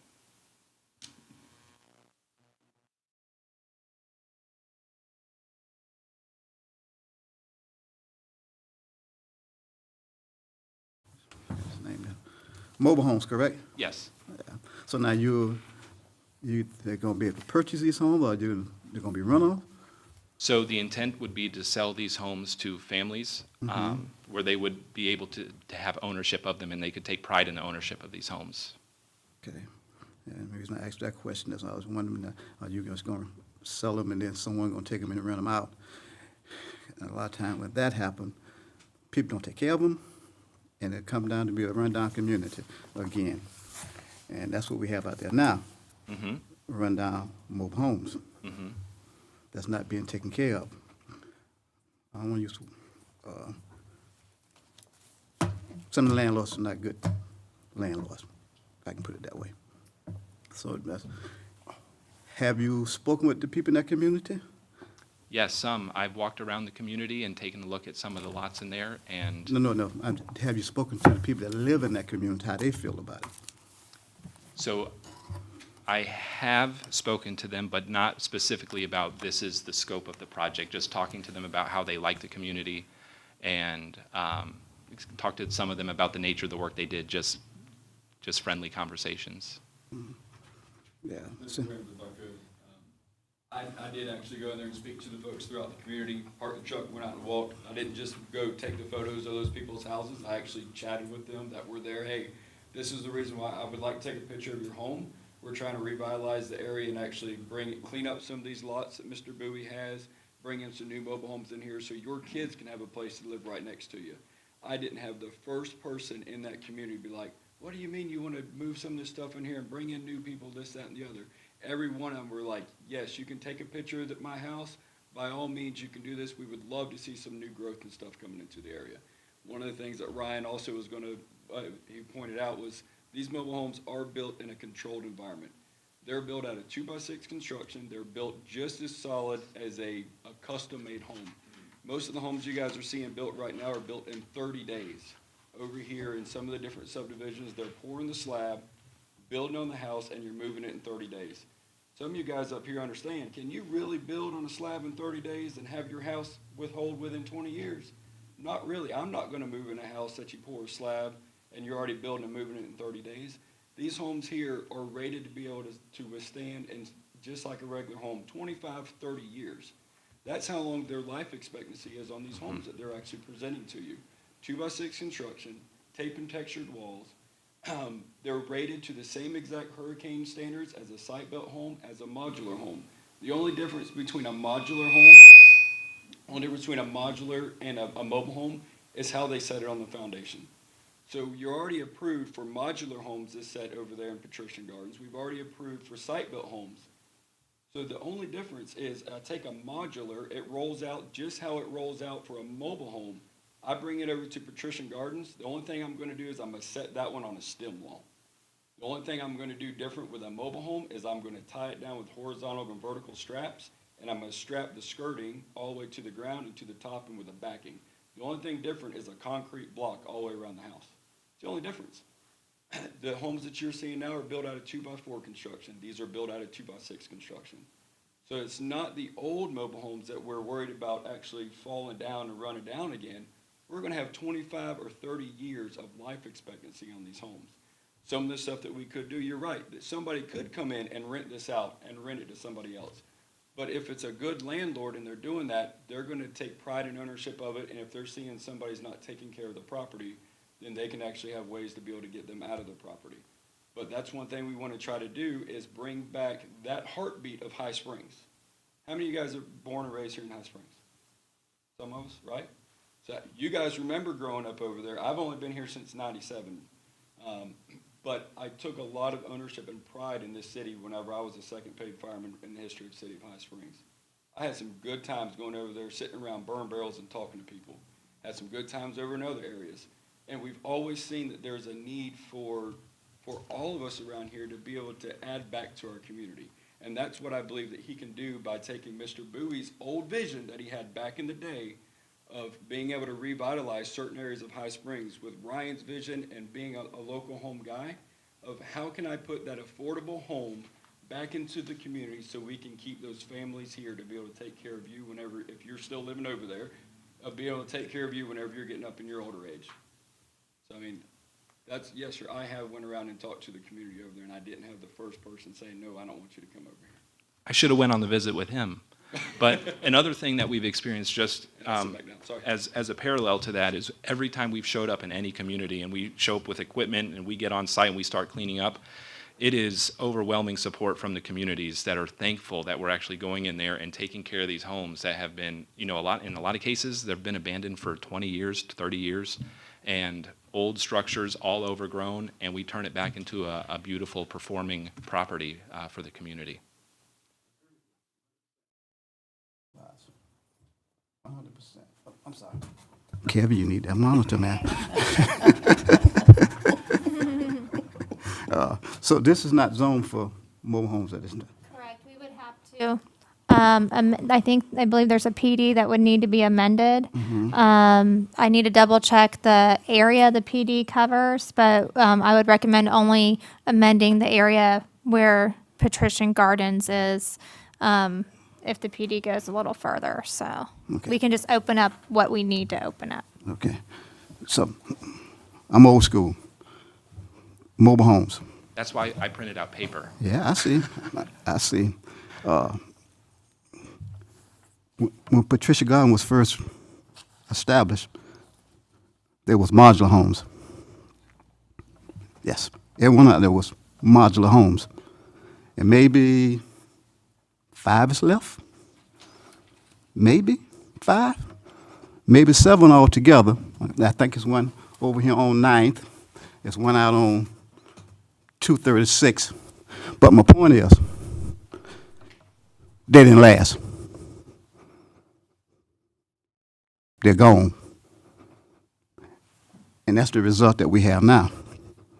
And I don't want to see that result again out in that area. Some nice homes, nice affordable homes. Because I never owned a mobile home before, so I don't. So do they depreciate in value? Are they increase in value, mobile homes? So there's a lot of wisdom out there that says that these homes, just like the experience you had, that they don't last, that they depreciate in value, but that's carrying over a stigma of these older mobile home models, the older homes. The homes that are available nowadays, like Anthony was saying, 25, 30 years, and then they're not disposable. We renovate these homes, and we make them better than when they were new. And some of these homes were built in the 90s. Some of them, we try not to go back too far beyond that, but we'll take a home from the 90s and make it brand new and beautiful, just like a site-built home. And so those homes that I think that you saw are the modular homes from that old time period, because we're talking about this neighborhood was platted in 1969. So those homes that went in there, they're not the homes of today. The homes of today are really high quality and beautiful homes. Okay, I'm gonna let somebody else ask questions. Mayor?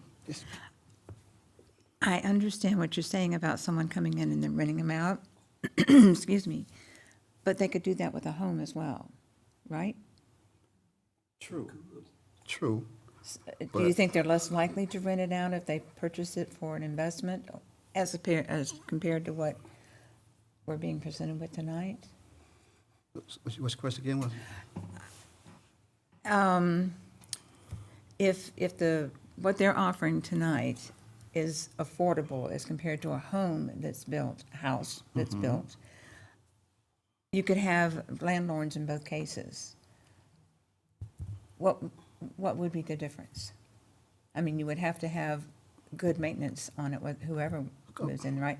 And I'm looking at affordability. We don't have any affordable housing here in High Springs.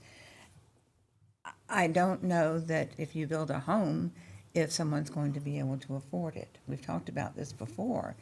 And you have far more experience than I do as far as what's going on here in the city of High Springs, but I do think he brings up a good point as to the difference of what we used to think of as trailers, that's what we used to call them, and mobile homes now. It's my opinion. And you can,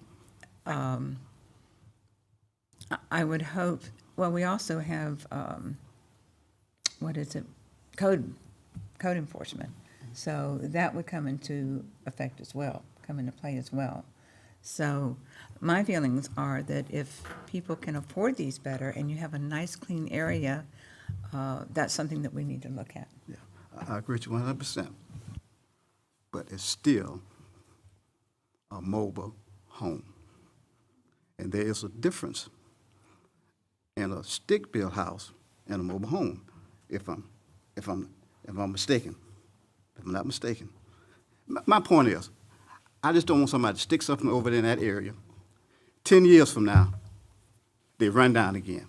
And on my watch, I refuse to let that happen. I'm telling you, I refuse to let that happen. Yeah. It's been done too many times in African-American communities. And as long as I'm sitting here, I'm just being African. I'm talking from the heart right now. I would not allow it. I don't, the people don't want it. That's why I asked that question. Have you talked to the people over there? What you need to do is not go house to house to talking to people. You need to have a community meeting and find what those people want in their community. So that don't turn me off from right there. Because we should not do that. Find out what the people want in that community. Yeah, we make the decisions, but those people have to live over there. Yep. So I think it's so important, and I don't say this on other occasions, before we do anything in the community. Let the people decide what they want in their community. Sure, and I can appreciate that.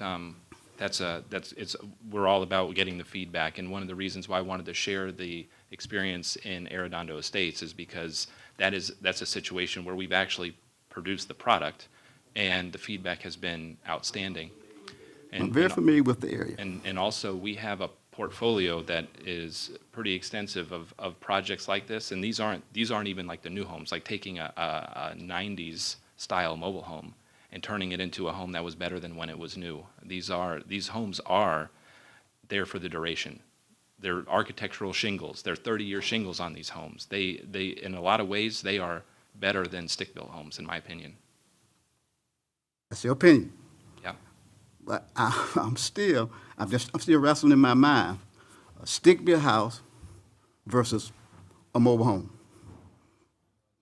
I'm still wrestling with them in my mind. I keep hearing that they'll build just as good as a regular built house. I keep hearing that. Well, they have to adhere to like the same wind zone codes. Yes, but I got a problem. I'm just be honest with you. I got a problem with putting mobile homes over there.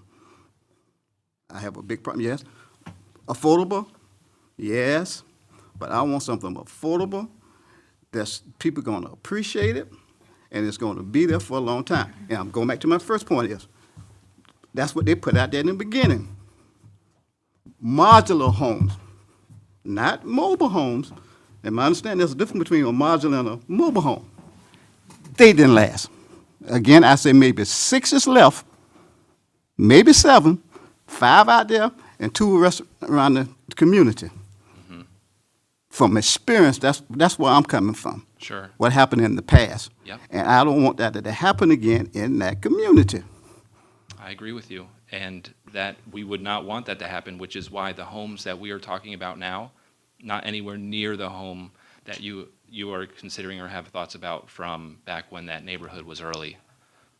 Entirely different homes. Home, correct? Yes, it's still a manufactured No, home. let's go back. So do they decrease in value? Did they decrease in value, increase in value? So in this market, they've been increasing in value. I'm, And that would some, really y'all fall go. back on my expertise as the real estate person on that, is I can show you time and time again throughout the MLS markets for the Alachua, Gainesville County area, the Columbia County area, or 7 other MLS boards throughout the state of Florida. Mobile homes are selling for over $200,000 that are 10, 15 years old right now. They are holding their value. It's the same as a site-built home whenever you come to the appraisals and everything on them. I just sold one the other day, 1994, appraised at $174,000. So if you put these manufactured, if we can get away from modular and mobile home, and let's think about manufactured home. I'm putting a site-built home in a community. So let's think about it. Let's look at site-built home. I pour a concrete pad. I bring in 2x4 construction. I put those 2x4s out there on the ground. And now I put those 2x4s on that slab, and we're building this in the summer. What does it do every day in the summer? It rains, correct? So now I got these fast-growing trees that I cut down with these 2x4 lumber that's really not true dimensional 2x4. We're 2 3/4 of an inch. Now I'm getting the rain on it from the summer. Now what happens to those boards? They get out there and they warp, right? Or they start to get mildew or mold on them as well. Now I'm going to start to close this house in. I'm building it in 30 days, 45 days. Now let's think about a manufactured home. Manufactured homes are mobile homes by definition and are modular homes by definition. They're built in the exact same plant. They're identical. The only difference between a mobile home and a modular is what it is set on whenever you bring it to the site you're going to leave it at. Those are built in an entirely climate-controlled environment. There is no rain raining on them. There is no fluctuation in heat, no fluctuation in cold. That is drastic how we have in the outside climates right now. So now you're taking a much better built manufactured home and you're putting it out here that's going to hold its value, that's built at a 2x6 construction, not less than 2x4 construction. It's never been rained on. It's tape and textured, identical to a site-built home. It's got the same type of roofing material. Some of them have hardy board on the side of them, so you're putting the same type of siding on it. You've got the same kind, if not better insulation than a site-built home. Yes, sir, these mobile homes are not mobile homes of the past. They are almost identical to a site-built home. The fire guys back here in the back can contest to it just as Bruce can. They burn just like a site-built home. It's not anymore of whenever we get toned out, and I've been in fire rescue since 1997. When we get toned out, back in the day, you go to a mobile home, it's pretty much you're just going to surround and drown it. There's no sense in going in and doing an attack. Right now, you can go to a mobile home that's been burning for 10 or 15 minutes and still have it controlled to room and content and still be able to salvage that mobile home. So they're not the ones of the past, and yes, sir, they do hold the value, and I can pull the market data and show you that if you would like for me to at some other point in time. This is, Patricia Gardens is right by my property. I see people coming and going from there all the time. And in fact, my home was burglarized this last week, and the gentleman ran into a vacant home in Patricia Gardens before he was apprehended. So revitalization of this neighborhood is important to me as well. The fact that you're here and interested and already in a position to attack 12 of the lots is a positive. And you know, by the nature of my company, I'm on a lot of construction sites, and I see these stick-built homes going up, and I'm way more confident in today's modular construction. And it was just, I don't know how many years ago, but I don't think it was more than 5, that these modular homes actually qualify for conventional mortgages. They didn't used to qualify for conventional mortgages because they depreciated so quickly. And now they all have to qualify for a conventional mortgage, and that's because of the quality of construction. So I'm a little more comfortable with this without the stigma, because believe me, when I moved here, I had an impression of mobile homes. When I moved down here in 2001, and I've seen some, that, I'm not happy with. But these current construction, it's a different beast, and if it's well done, and you're talking about doing landscaping with it, that's hopefully Florida friendly, so people aren't, having to spend a lot of money on irrigation. I think it'd be a good shot for the neighborhood. So. I have a question. You're talking about the value of mobile homes. Is that number somewhat artificially inflated right now just because of the nature of the market? Well, yes, ma'am. So everything is inflated right now when you're thinking about real estate. Whenever COVID hit, we all thought we were going to have the real estate market crash again, how we had in 2008. It's not what happened. It skyrocketed things, and it skyrocketed things in rural Florida. So we've got people moving from all over the state or from all over other states coming to our little hometowns. We've got people coming from the big cities of Florida coming to our hometowns. And I do hear what you've said there, sir, a lot. I don't want to see a mobile home. I don't care. And then when I show a mobile home and I show them the actual build plans of them and the construction, they're like, okay, we can look at mobile homes now. So it is inflated with that. But what I would also say is I work with another group of investors who are building the site-built homes on some of the old Bowie lots as well, in Wheatstone and over here on the other side of Old Ninth where you're pointing out earlier. Those homes over there are just a little bit more square footage than what these are. They're site-built homes, but they're selling for $250,000+. We're looking at getting people in these around the $150,000 or $140,000 to $150,000 range. So who can really afford the home at $250,000? What is the median income that family needs to have to be able to afford that? I mean, what are you looking at for a monthly payment on $140,000 to $150,000 versus a monthly payment for the $230,000 to the $235,000?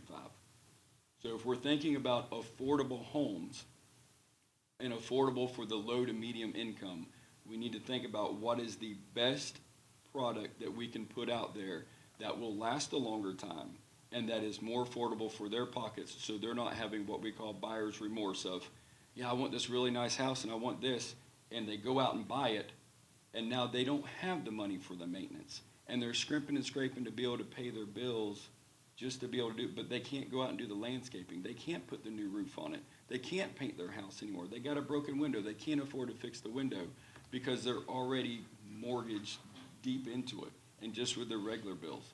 So if we can get them in something around the 140 to the 150 range, I think that would be a lot more affordable, knowing these homes are built to pass the USDA standards, the FHA standards, the Fannie Mae, Freddie Mac standards, and the conventional loan standards. They're all built to the same exact wind load calculation as a site-built home and built with better materials. About the roofing, would any of it be metal or would it all be shingle? Because full disclosure, my mom lives on property with us, site-built home. My mom has a mobile home. Her energy bills are way less than mine, but she doesn't have teenagers. But her roof is leaking and it's only 5 years old, and it's a shingle roof. Would there be any opportunity to use metal instead? So you can put a metal roof on them. They do come with the shingled roof. If that roof is only 5 years old and leaking, there's a defect. That roof should not leak for 20 plus years. But to answer that question, you can do a metal roof over after it's there. And I'm actually doing a metal roof over on my house right now, 25 years. And the other thing is some of the homes that are out there, we got to start thinking about that. You were talking about, I don't want something to fall apart in 20 years or in 10 years, 15 years. Well, we're talking back again about that affordability of it. We're making that monthly payment. If you have to re-roof your house now because of the Florida insurance rules every 15 years if you're a shingled roof, can you afford that roof in 15 years if you're paying double the mortgage? Because the price point whenever you bought your house was higher. So those are the other things you gotta look at. Now, the insurances have changed, and then you can put a metal roof over it a lot cheaper, or about the same as if you were gonna do a complete shingle roof on it. And now you've got 50 years of life expectancy on the metal. So can you do a metal on it, not directly from the manufacturer? I don't believe. I mean, that would be up to him and talking to the engineers over there. But you could do a metal roof over it at some point in time, just how you can do it on a regular house. But not from the manufacturer, is what you're saying? Right, they come with shingled roofs. Right. But they're architectural shingles, which are the 30-year shingles. Okay. I mean, I think that anytime you have an opportunity to regentrify an area like this, I think people take a lot of pride in it, and I think it makes a difference in the heart of the community. Yeah, our And experience has once been one the same. neighbor, I mean, I saw it happen down at Ybor City, down in Tampa. They really put a lot of money into Ybor. Yeah. And I think that the whole neighborhood kind of coalesces and takes a lot of pride in it. And just sidebar, Boy Scout Troop 69. Good job. 88. 88, so you're not here in High Springs, that's Alachua. Oh, but we would come down here sometimes. You'd let us in sometimes. You lost me. Would you be willing to give me a list of the neighborhoods you're in so I can forward it to the commission if they want it to go out on their own and just check out some of your existing neighborhoods so that they can understand better? Yeah, so I would say a big initiative is in, it's Arredondo Estates currently. And then we have a lot of the communities would be, they're more the rural communities, so they aren't necessarily neighborhood, but like Fairbanks is an area that we operate in. And then I even have revitalized a mobile home park community of 20 units in Bradford County. And so that was a place where I could provide that information where we took something that had no maintenance. Some of these homes did not even have HVAC. And we go in there and put central heat and air. There's no window shakers or anything like that. We put central heat and air. We put the new roofs on. We clean it. We go through the entire unit, gut the entire thing, put all new stuff back. It's not putting Band-Aids on the homes. It's actually creating clean, safe, affordable housing. And we don't repair, we renovate. And then we put really great families in there. And then those homes take care of the families and the families take care of the homes. So I'd be happy to provide examples of that. Also some work in Melrose. As well. So it's our Gainesville surrounding communities and surrounding counties as well. Helpful so I can hand it out. And I agree with the mayor, community meeting in that area would be very good. As well as if this is something the commission wants in the PD, some of the issues y'all have brought up, that we can write something into the PD to ensure that things are kind of end up the way you want them to. So to give you kind of an extra confidence in what will transpire in the future if this is something you're interested in. Sure. And we love to share the before and after pictures because some of these places we get into are the absolute worst. And actually the bigger the contrast, the more exciting it is. So yeah, we'd be happy to share that. Thanks. So these are refurbished mobile homes? No, these would be brand new from the factory. I can hear you saying. He was talking about whenever he revitalized some other communities that already had mobile homes that were there. Instead of putting in brand new ones, they were able to go in there and actually completely remodel those mobile homes that were already existing and bring those back up to par. Yeah, and that strategy. No. This strategy is always, is trying to make all the economics work in today's market. We have to be creative and be smart, but ultimately we're going to fulfill our mission, and there's always a creative way to do that. From what you saw over in Patricia Garden, do you see some falling into each area, some that you will renovate and others that will be done and brand new? Even if there's a house on that lot, we would take it out of there and put a new house in. Okay, that's what I want to be clear on. We won't revitalize. We won't Okay, so you're going to have totally new ones out there? All new. Yeah, all exactly. of them? Yep. That sounds good. Okay. I like that idea. Yeah. But I do think we need community input. I think You go with me knocking hours and saying, hey, we're gonna have a community time, and tell them it'll be in like 10 days at 5 o'clock or at noon on Saturday? I think that should be a city effort. Should be a city effort? Oh, yeah. Yes. Okay. So that would be something you guys would put together for us? Get that organized. Don't get me wrong, I'm not opposed to what you Bruce, guys this is doing. your job. I'm joking. I just. No, that's, I'm we wanna ask sorry, the right I always questions. joke. It's- I want to leave High Spring better than what I found it. And this is my community as well, so I am invested in doing the same thing. Yeah. And if it's possible, I would love to tour one of your plants where you manufacture these homes. Well, one day maybe they'll be my plants, but we'll get permission. Where's your homes coming from, manufacturer-wise? So there is actually there's a lot of them are made in Georgia, but there's a plant in Ocala that used to do tours, and they're getting ready to open that back up. So I actually would like to do that myself. I'm trying. Y'all got a big van?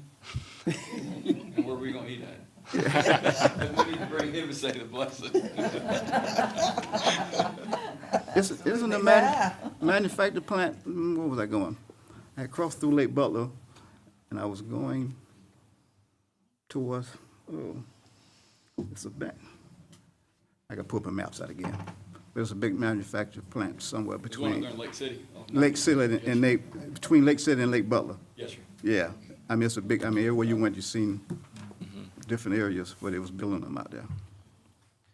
Okay, yeah. One thing I'm trying to give you guys a hard time. I'm gonna take care of my people. That sounds good. Yep, absolutely. Yeah. Not just one side of town, but High Springs. That's Sounds where my good. heart is at. Yep, I was born and raised here. sounds right. good. Anyone else? Anyone from the audience? That word affordable is bandied about significantly, and nobody ever has the same definition for affordable. Over the last year, a company has been building homes in my area, as well as down off the Railroad Avenue and the First Street over from Railroad Avenue. And same company, they told me they were building affordable houses, and they started at $220.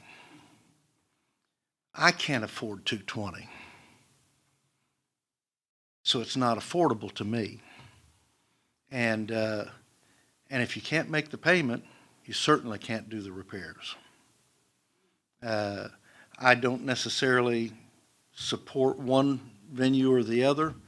I'm just thinking of how it would be for me if you sold me an affordable house for $150 as opposed to one for in excess of $220.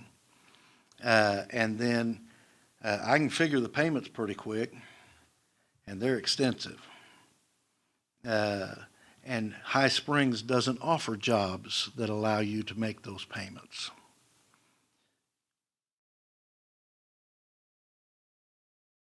They just don't. It would take 2 full-time incomes to be able to buy in this, from this community, in this community. And I'm concerned because there are a lot of issues that are never addressed that make it possible for a community to be built and kept. And in High Springs, because there is no employment that pays enough to make payments on a house, to make a utility bill, to pay, well, if you're paying the house, you shouldn't have to pay insurance that should be involved in the mortgage. But the reality is, our people from wherever have to leave town to find housing that they can afford because they have to go someplace else to get a job that enables them to afford. And my family, over the last 18 years, has experienced that on several situations. Working as a manager at CVS, did not make enough money to be able to rent a house in High Springs. at least otherwise not one that any one of us would want to live in. And so if it's affordable, it has an opportunity for success. But anytime you go up over $200,000 in this economy, in High Springs, it really becomes less and less affordable, even though those people wanted to buy part of the church land to build on. There's no way that those site-built homes can be considered affordable at in excess of $200,000 for a resident of High Springs who lives here now and has employment within the community. Thank you for allowing me to vent.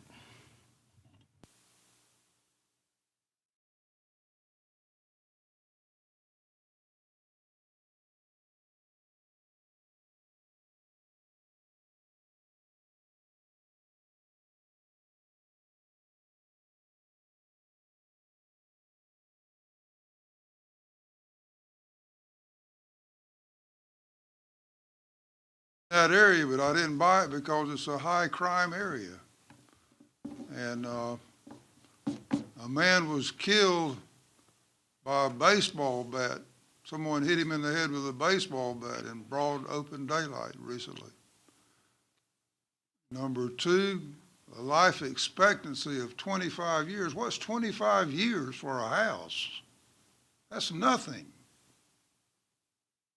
Site-built house has a life expectancy of 100 years. And then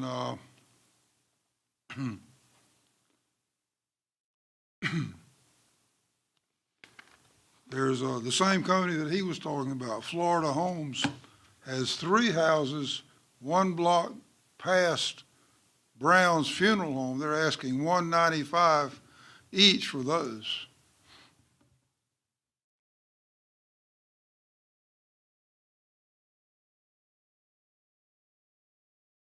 Clarify about when we talk about life expectancy of a home, what I'm really talking about is the life expectancy of the core components of the home, like the roof. You have to replace the roof. So just like on a site-built home, you'll have to replace the roof. You'll do that on a mobile home as well. Just like the interior is going to need painting, you'll have to redo cabinets, floors, things of that nature. Same thing. That's what we talk about in terms of the life expectancy. Thank you.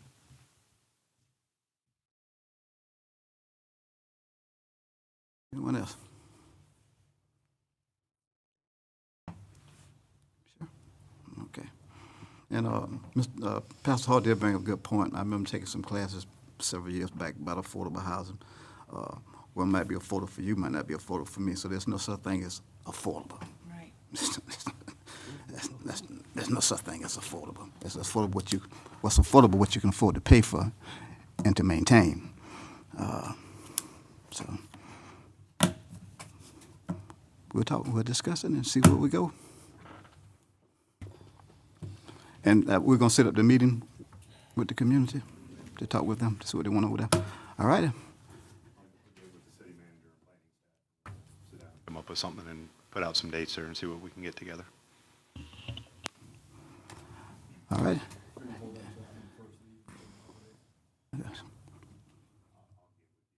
We get closer. We'll start putting something together and I'll get with you. All right. Yeah.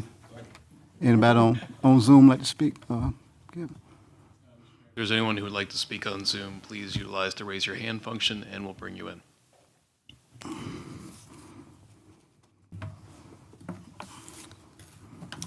Seeing no hands this time. Okay. If there's nothing else, we'll move on to unfinished business. We discuss and consider the act on ordinance 2021-09. We got to take all these separate, correct? Yes, sir, and I'd be happy to read the first ordinance onto the record. It's ordinance number 2021-09, an ordinance of the City of High Springs, Florida, pursuant to petition number ANX 21-01, relating to voluntary annexation, making findings, annexing to and including within the boundaries of the City of High Springs, Florida, certain real property located in Alachua County, Florida, which is reasonably compact and contiguous to the boundaries of the city of High Springs, Florida, providing severability, repealing all ordinances in conflict, and providing an effective date. And Mr. Mayor, we should run this as a quasi-judicial, so anyone who would like to speak should be sworn in ahead of time. Before we start, I would like to draw attention that the county did send a letter where they were not in favor of all the annexations, and that was forwarded to you in an email. I think I received it Wednesday. And so the applicant will address that issue as well as the city attorney. And there's more to talk to about that. So anyone want to speak on this issue? At this time, you're going to swear 'em in? You're going to do them all together or one at? Is your presentation relating to all three of them? It will be, yes. Okay, we could go ahead and do the presentation for all at one time, but I'll read the ordinances separately. Okay, I mean, for anyone that's in the audience, you want to swear them at, ask them to come up and speak. They can all stand up and raise their right hand now if you intend to speak on any of the three annexations. Do you swear and affirm that the testimony you'll give is the truth, the whole truth, and nothing but the truth? I do, Madam Attorney. All right, you're sworn. Thank you. Yes, sir.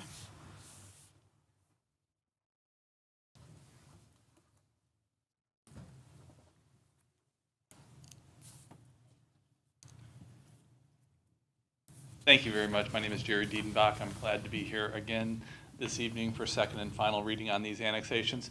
We were made aware, as the manager has stated, that Alachua County has raised a potential question about a portion of one of the annexations, and I would like to speak to that. And since you are conducting this as a quasi-judicial proceeding, I would like to enter competent, substantial evidence into the record as a professional planner. Mr. Walker and I had spoken about this prior to taking your first action and prior to your second action. We've also communicated with Mr. Walker and his staff, as well as staff at the Regional Planning Council. I have reached out to the Alachua County Growth Management staff, but they have not yet called me back on that. So I have just a couple quick slides to go through to further validate the annexations here. As I showed you last time, this has been a lengthy process where we have had the honor of working with your professional staff, your planning staff, your assistant city manager and manager on this, as well as your legal staff. We are here tonight hoping that you support this action as you did a few weeks ago. The portion of the property, quicker than I could speak. The portion of the property that is under consideration for annexation is adjacent to the city limits of High Springs. It shares a 1 mile contiguous boundary. It is a reasonably compact area.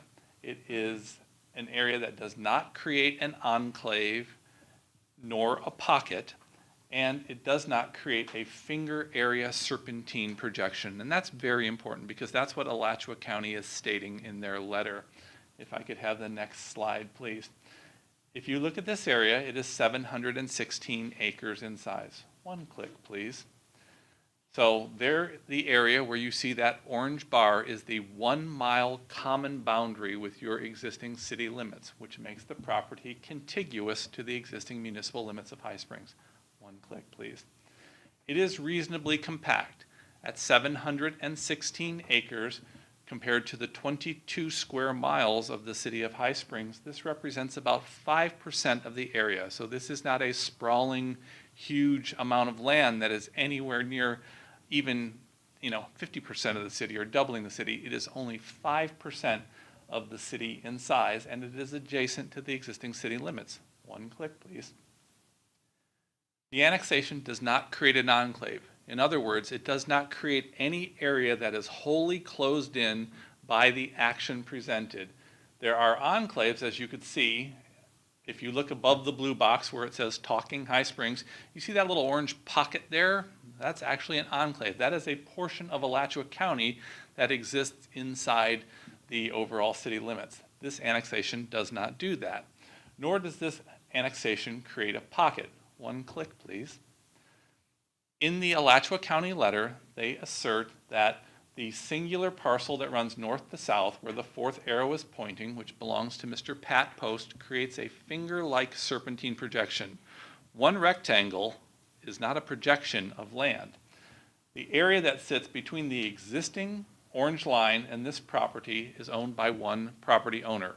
There are no structures on that property. There are no homes, nor does anyone reside on those properties. It's timberland, effectively, or agricultural land. So when Alachua County states in its letter to you all that they're confused how services could be provided, I don't know that anyone's going to do anything on a piece of land where nobody lives. They're not getting any Amazon packages. They're not getting any police, fire, school, or other trash services, because that's what you hear all the time. Well, the trash services will be confused because we won't know how to bill those.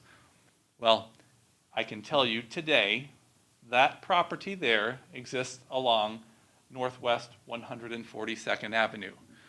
It is not impeded by the annexation. The way that you would get to that property today is by 142nd Avenue. The way you'd get to that property in the future is by 142nd Avenue.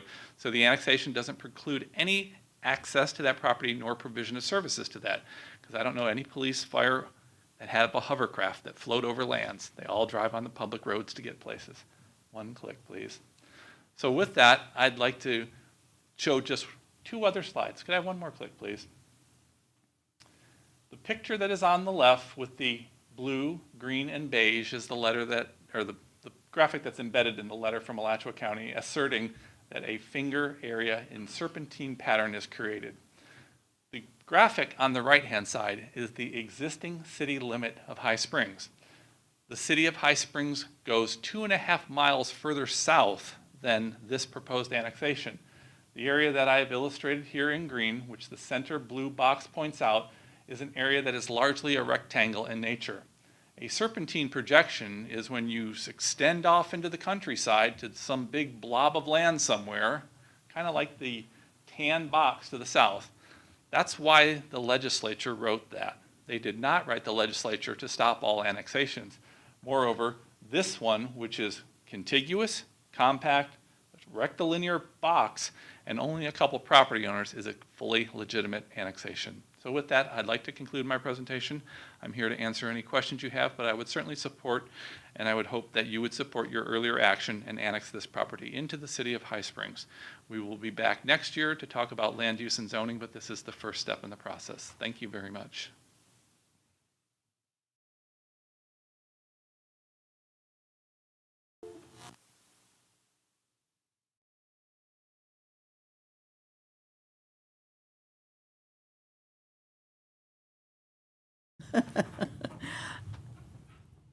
Now I almost forgot my question. Oh, so you think that there's not going to be any problems with the county ultimately? Ultimately, I don't think that there will be any problems, Mr. Mayor. About 90% of the time when I see annexations go through, the county sends letters to people. Certainly, your attorney can talk about the number of letters that were issued in the city of Newberry, and 9 out of 10 of them were resolved by just a phone call or sitting down and having a meeting. But I don't see a problem with this. No, ma'am. Okay. Now I can say to the commission that myself, the city manager, spoke with the attorneys at length on this, and if we didn't feel comfortable with it, it wouldn't be here tonight. And CHW has done their due diligence as well. And I would offer also, Mr. Mayor, that the North Central Florida Regional Planning Council processed this application. They reviewed it. That was, as I told you, my former employer. They've been in this business since the Growth Management Act of 1985, and they looked at it and sent it forward to you with a recommendation to approve because of its legitimacy. So I hope with the Regional Planning Council's affirmation, your legal staff's affirmation, my affirmation as a professional land use planner, that you would trust what we are saying as the truth, the whole truth, and nothing but the truth. Thank you.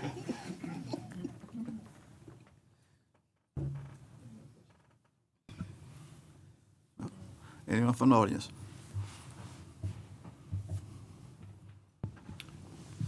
Mayor, I would go ahead. Hold on, let me get Zoom.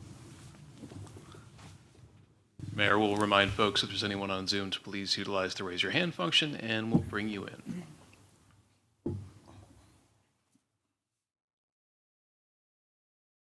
I see no hands at this time. Thank you. Okay, Mayor, I would go ahead and make a motion that we go ahead and approve ordinance 2021-09 as read. Second. Got a motion and a second. Any other discussion? you over there. Moved. Mayor Williams, Yes. Vice Mayor James, Yes. Commissioner Ambrose, Yes. Commissioner Jones. Yes. Commissioner Whites. No. Okay, motion carries 4-1.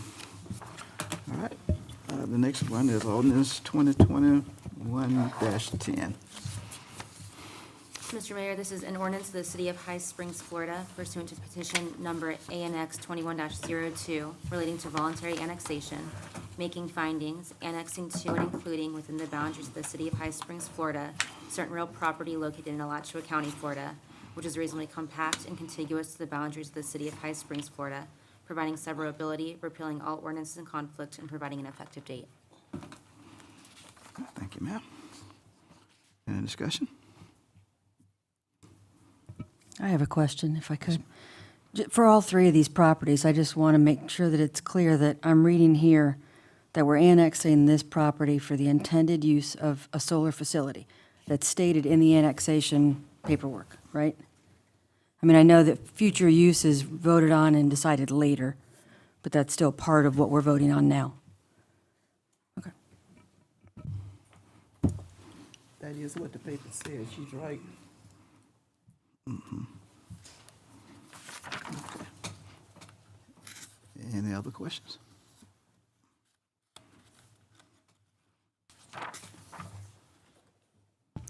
I'll go ahead and make a motion then that we approve ordinance 2021-10 as read. Second. All right, got a motion and a second. Any other discussion? Anyone from the audience? Zoom? All right. Madam Clerk. Yes. Ambrose. Yes. Commissioner Jones. Yes. Commissioner White. No. Mayor Williams. Yes. Okay, motion carries 4-1. All right, ordinance 2021-11. Mr. Mayor, this is an ordinance of the City of High Springs, Florida, pursuant to petition number ANX 21-03, relating to voluntary annexation, making findings, annexing to and including within the boundaries of the City of High Springs, Florida, certain real property located in Alachua County, Florida, which is reasonably compact and contiguous to the boundaries of the City of High Springs, Florida, providing severability, repealing all ordinances in conflict, and providing an effective date. Thank you, ma'am. Any discussion?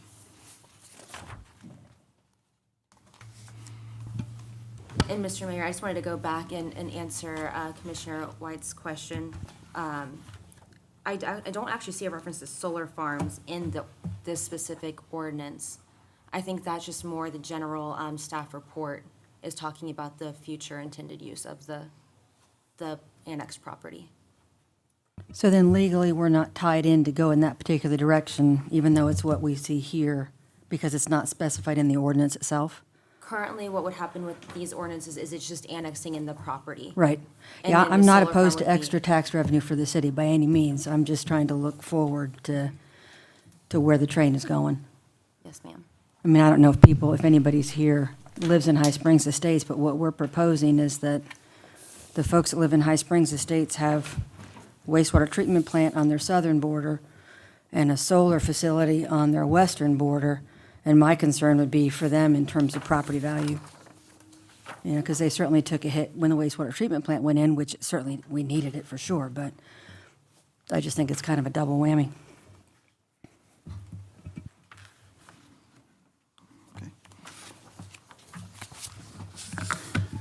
Mayor, I would make a motion to go ahead and approve ordinance 2021-11 as read. Second. All right, got a motion and a second. Any other discussion? Anyone from the audience? Anyone on Zoom? I'll remind folks again, if they'd like to speak to the commission, they will need to log on to Zoom to do so. We do have several people watching on social media.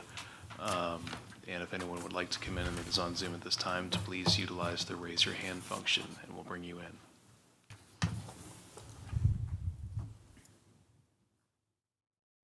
Seeing no hands at this time. All right, thank you.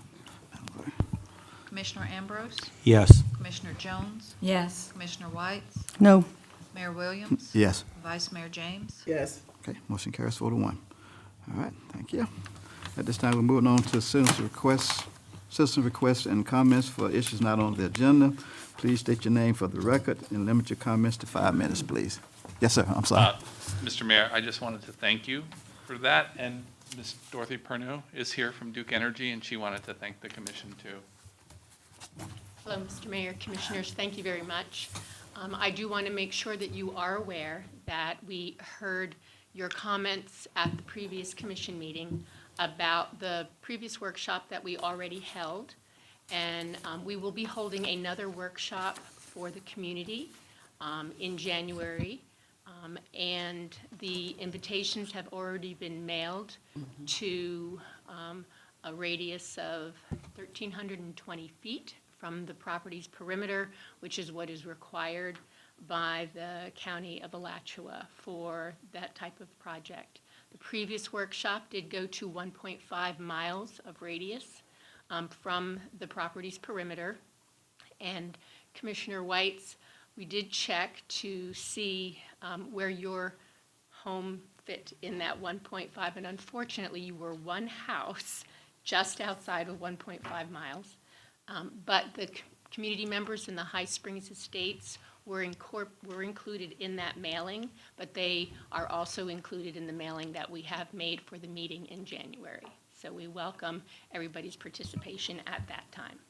Is that something that would be open to any Duke Energy customer that lived in the city instead of just the radius? Yes, we have the requirement to invite that radius, but anybody is allowed to attend that public meeting, yes. And we will bring information, Mr. Mayor, about real estate values and valuation of solar facilities proximate to homes in Florida and other states around the southeast. I want to make sure that we always answer all the questions that the commission may have. Thank you.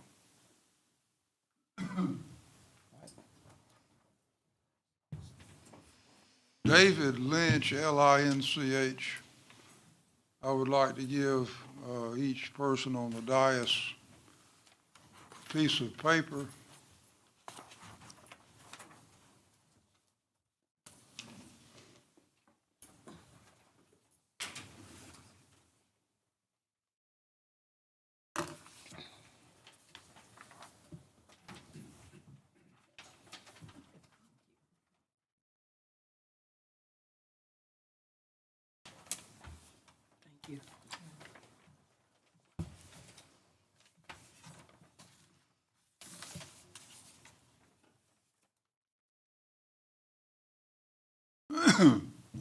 Let's start reading at the top. This is from the Institute for Alcohol Studies.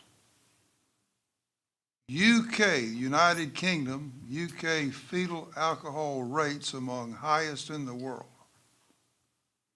A new study by the Canadian Centre for Addiction and Mental Health, published in the Lancet Global Health, has shown that more than 40% pregnant women in the UK drink while pregnant, placing UK among the 5 countries in the world with the most prevalent alcohol use during pregnancy.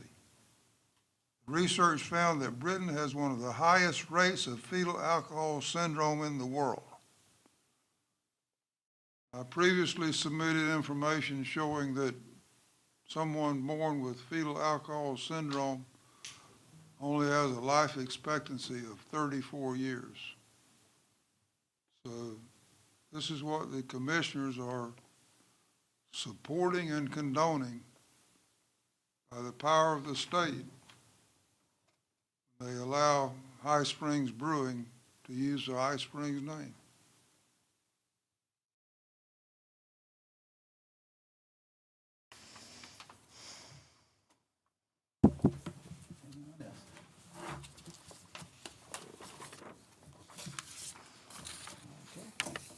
Moving on to new business.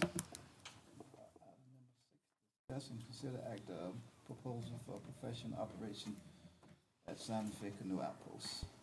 Mayor, before we get started, on the advice of the attorney, I'm going to be abstaining from any motions and vote on this due to a potential conflict of interest.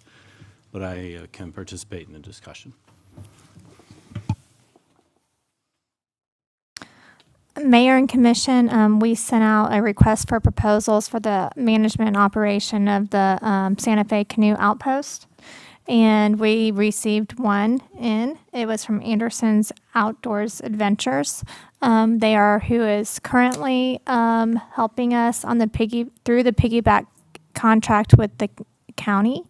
And this, if you are okay with us entering into negotiations with them to bring a contract forward for long-term operation and management of the facility, staff would like your permission to do so.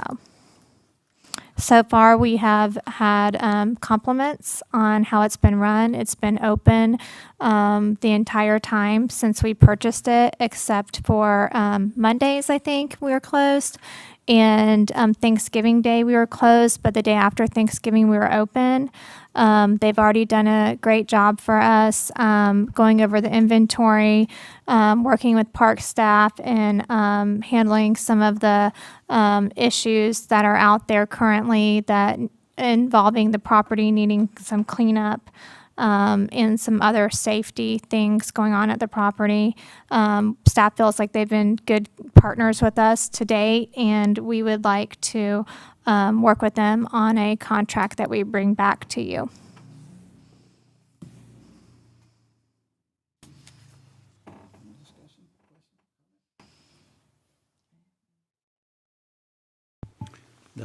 I met with Ashley separate, and I'm really glad that we got a proposal back, because I want the city out of the canoe rental business.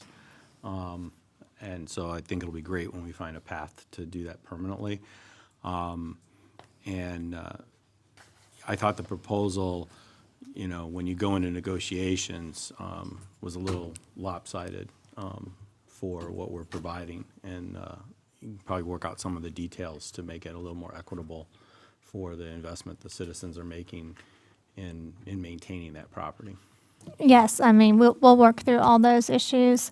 Likewise, I also think that we gain some insight with them since they already are very familiar with the Santa Fe River, and they operate some other facilities along the Santa Fe. There's some economies of scale there where I think we can do some awesome things together.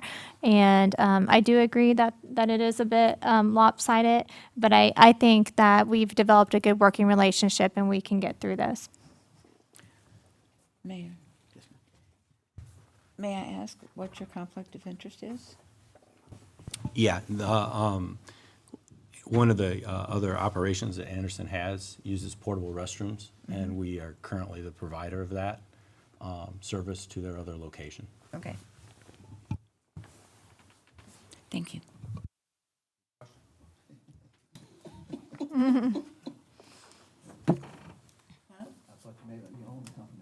That's what I was gonna find out, if he was the owner. Hard on it anyway. Any other discussion, any other questions? Anyone from the audience? Quiet, cool out there tonight. Anybody on Zoom? Commissioner, what's your pleasure? So that's what you need from us tonight is? Just if you could direct staff, I don't know if they have to take action or not, but to go ahead and enter into negotiations with Anderson's Outdoor Adventures to bring back a contract for the management and operation of the Santa Fe Canoe Outpost. Motion of consensus on it. It could be just directing staff. Everybody, so go ahead and look for it. All righty. Okay, thank you. Moving on to city attorney's report and updates. It's good to see everyone again. Yes. And the lights look great downtown. Is that it? That's it. Okay. Short and sweet.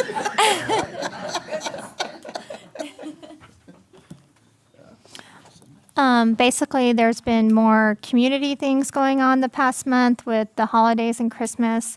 If you look to High Springs highlights, the police department participated with businesses and citizens in the community Thanksgiving turkey giveaway.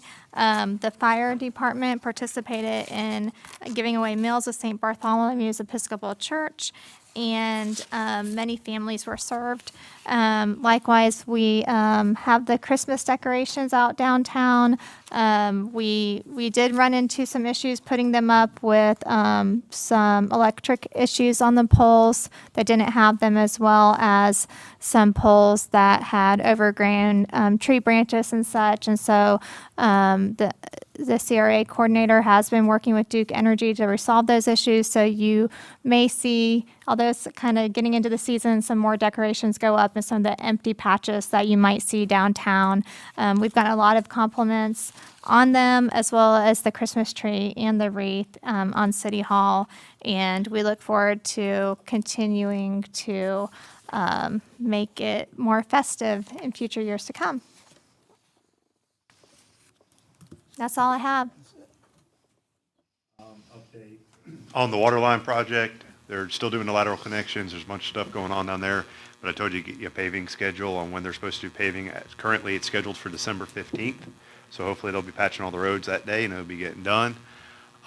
Excuse me, the Rails to Trails meeting is December 15th at 2 o'clock. So we're starting that process now. And then also, afternoon of December 16th, the new phone system's going into place throughout the city. So just be patient with us, and it's coming into play, and hopefully everything will go smooth. Outside of that, that's all I got.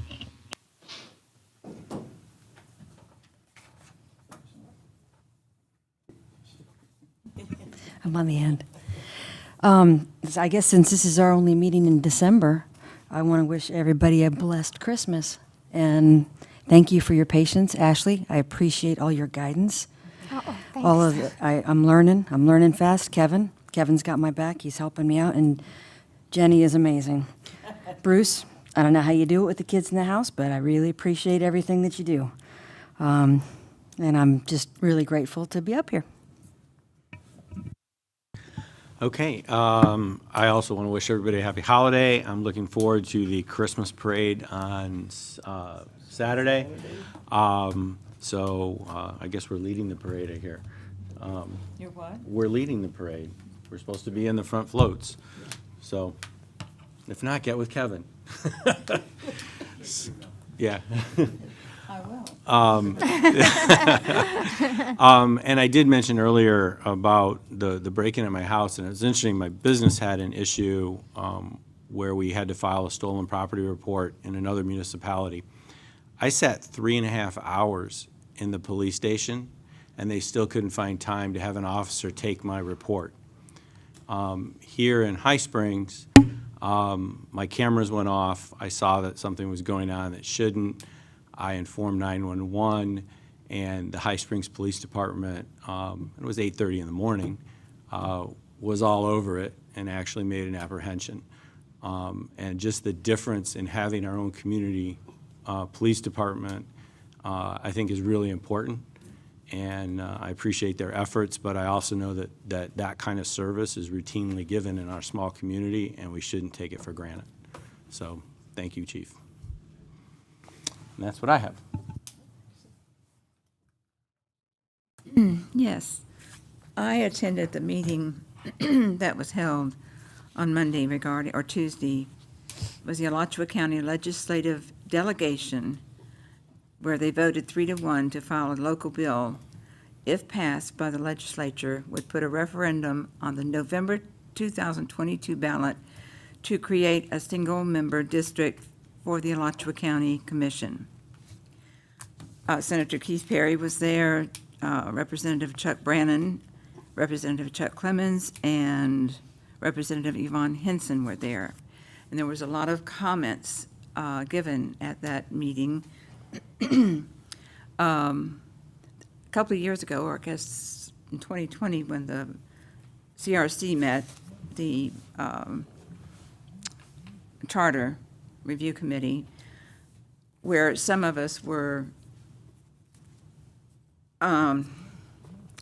where some of us were not given what we thought was the respect. And this was not the county commission, this was it's 12 people on the commission. But we tried on a couple of occasions in a row to get them to recognize, to just put it on the agenda for discussion, and they didn't. And we were actually summarily dismissed. Even though I told them at one point when I was up there, I said, you need to look at each of us who was, I mean, there was mayors, there was commissioners, there were, I said, you need to look at us as representing hundreds of people, not just me talking. But we couldn't even get it on the agenda for discussion.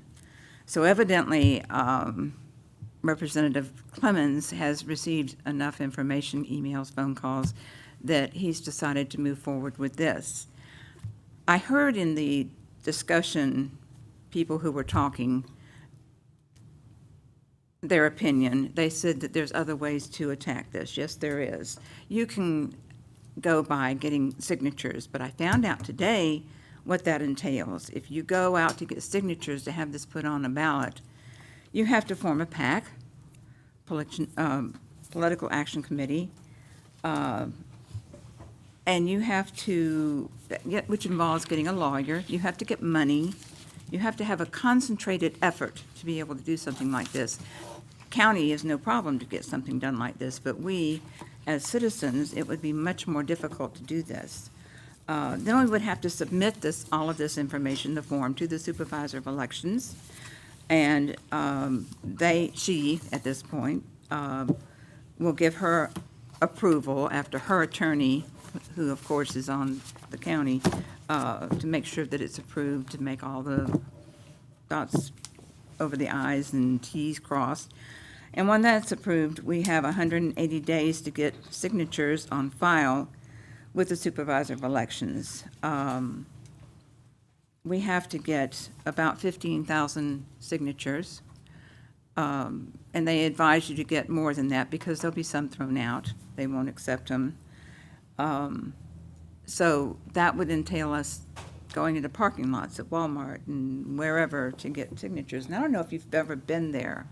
I have, where people stop you and want you to sign a petition for one reason or another. That it's not just a matter of you signing it. You've got to prove that you live in the county, which is correct. I mean, that's what they should do, make sure that you do live in the county and you're a registered voter. But it's time consuming and people are in a hurry. And if you're out there trying to get signatures, that's even more, it's more difficult. So when you hear them say, if you really want this to happen, you need to get in there and do the work. Well, yeah, you got people who are working full-time, don't have the capabilities that government has in order to get things like this done. So it's just, I'm very appreciative. I don't understand why they're so upset about it going on the ballot, because if it fails, it fails. But so I just do not understand why they are putting such an effort, and they are not to have it put on the ballot. At any rate, I just wanted to let you know that that is being decided up in the legislature to see if we can have it put on the ballot in 2022. Have a happy holiday. Oh, yes. I don't know whether somebody can speak or not. I don't know. I just want to ask a question. A couple years ago, my wife and I had come to attend one of your meetings. I thought this was a planning meeting. Well, anyway, we live over off of what used to be 6th Avenue, which is about a block from the Flamingo restaurant. And now that they've expanded that restaurant, added the putt-putt and things, there's a tremendous amount of traffic now going down our street. We are one of the few roads that is not paved in the city. We've lived in that house for approaching 30 years now. 5 weeks ago, I called and asked to have at least the potholes filled in, but nobody has done anything up to this point. So my question is we came to this meeting to find out, now that the bipartisan infrastructure bill has been passed, and there are going to be money for roads and bridges and things, we would like to know if it would be possible to get our road paved. Seeing as how now there's a much higher volume of traffic, and I think it'd be a lot less expensive to pave our road than it would be to keep coming and grading it periodically or filling in the potholes, which used to be done every couple of months, but honestly, nobody has been there since the pandemic to do that. That's why I bothered to call. So anyway, that was my question, is there any time that we could address or how I could submit our request that be done? Not necessarily just to my road, also the road adjacent to us and behind us. There's, the one that runs to the Flamingo on the backside of us as well. You can hear the cars all the time heading that way because they stay off of 441. And it's another time, especially if there's an accident, traffic gets diverted right down our road. So anyway, as a result, it's kind of like the moon outside of our driveway. And, it's kind of dangerous for my wife and I on our bicycles, even walking. And so anyway, that was my request. I hope you guys have a Merry Christmas. And if somebody could tell me how I could follow up on that, I'd really appreciate it. Excuse me, can you state your name for the record? Yes, Lance Werner. This is the first I've heard about that. So if you give us your name and number, then we'll look into it further and give you a call back. Be glad to. I can't say we're going to pave roads right now. Our budget isn't that high, but we can go look at the potholes and what else is going on out there. I understand. I appreciate it. I'll get with you. Thank you very much. Merry Christmas. Merry Christmas. At any rate, that was all I had to say, except happy holidays to everyone. And we are looking forward to the parade this Saturday. And I'll read my email.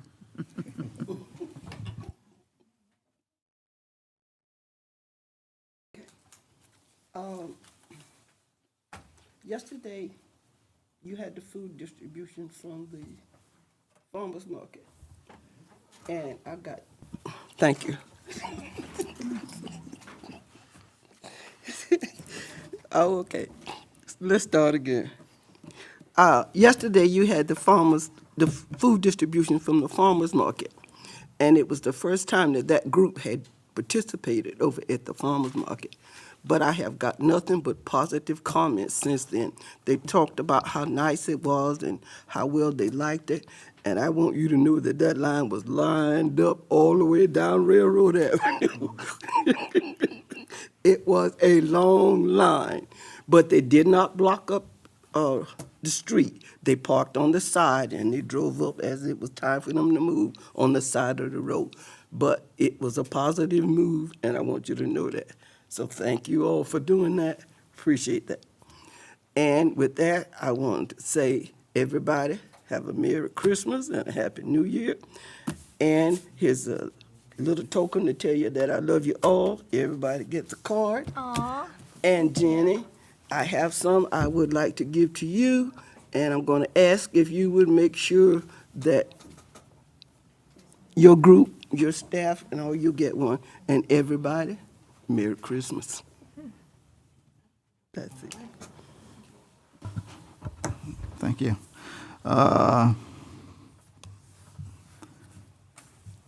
January 29th, we'll be having another farm share here in High Springs.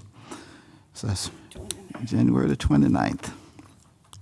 So mark your calendars for that, and all the help that we can get, we would appreciate it. Did we say the 29th? Am I correct? Yeah. All the help we can get, we sure would appreciate it.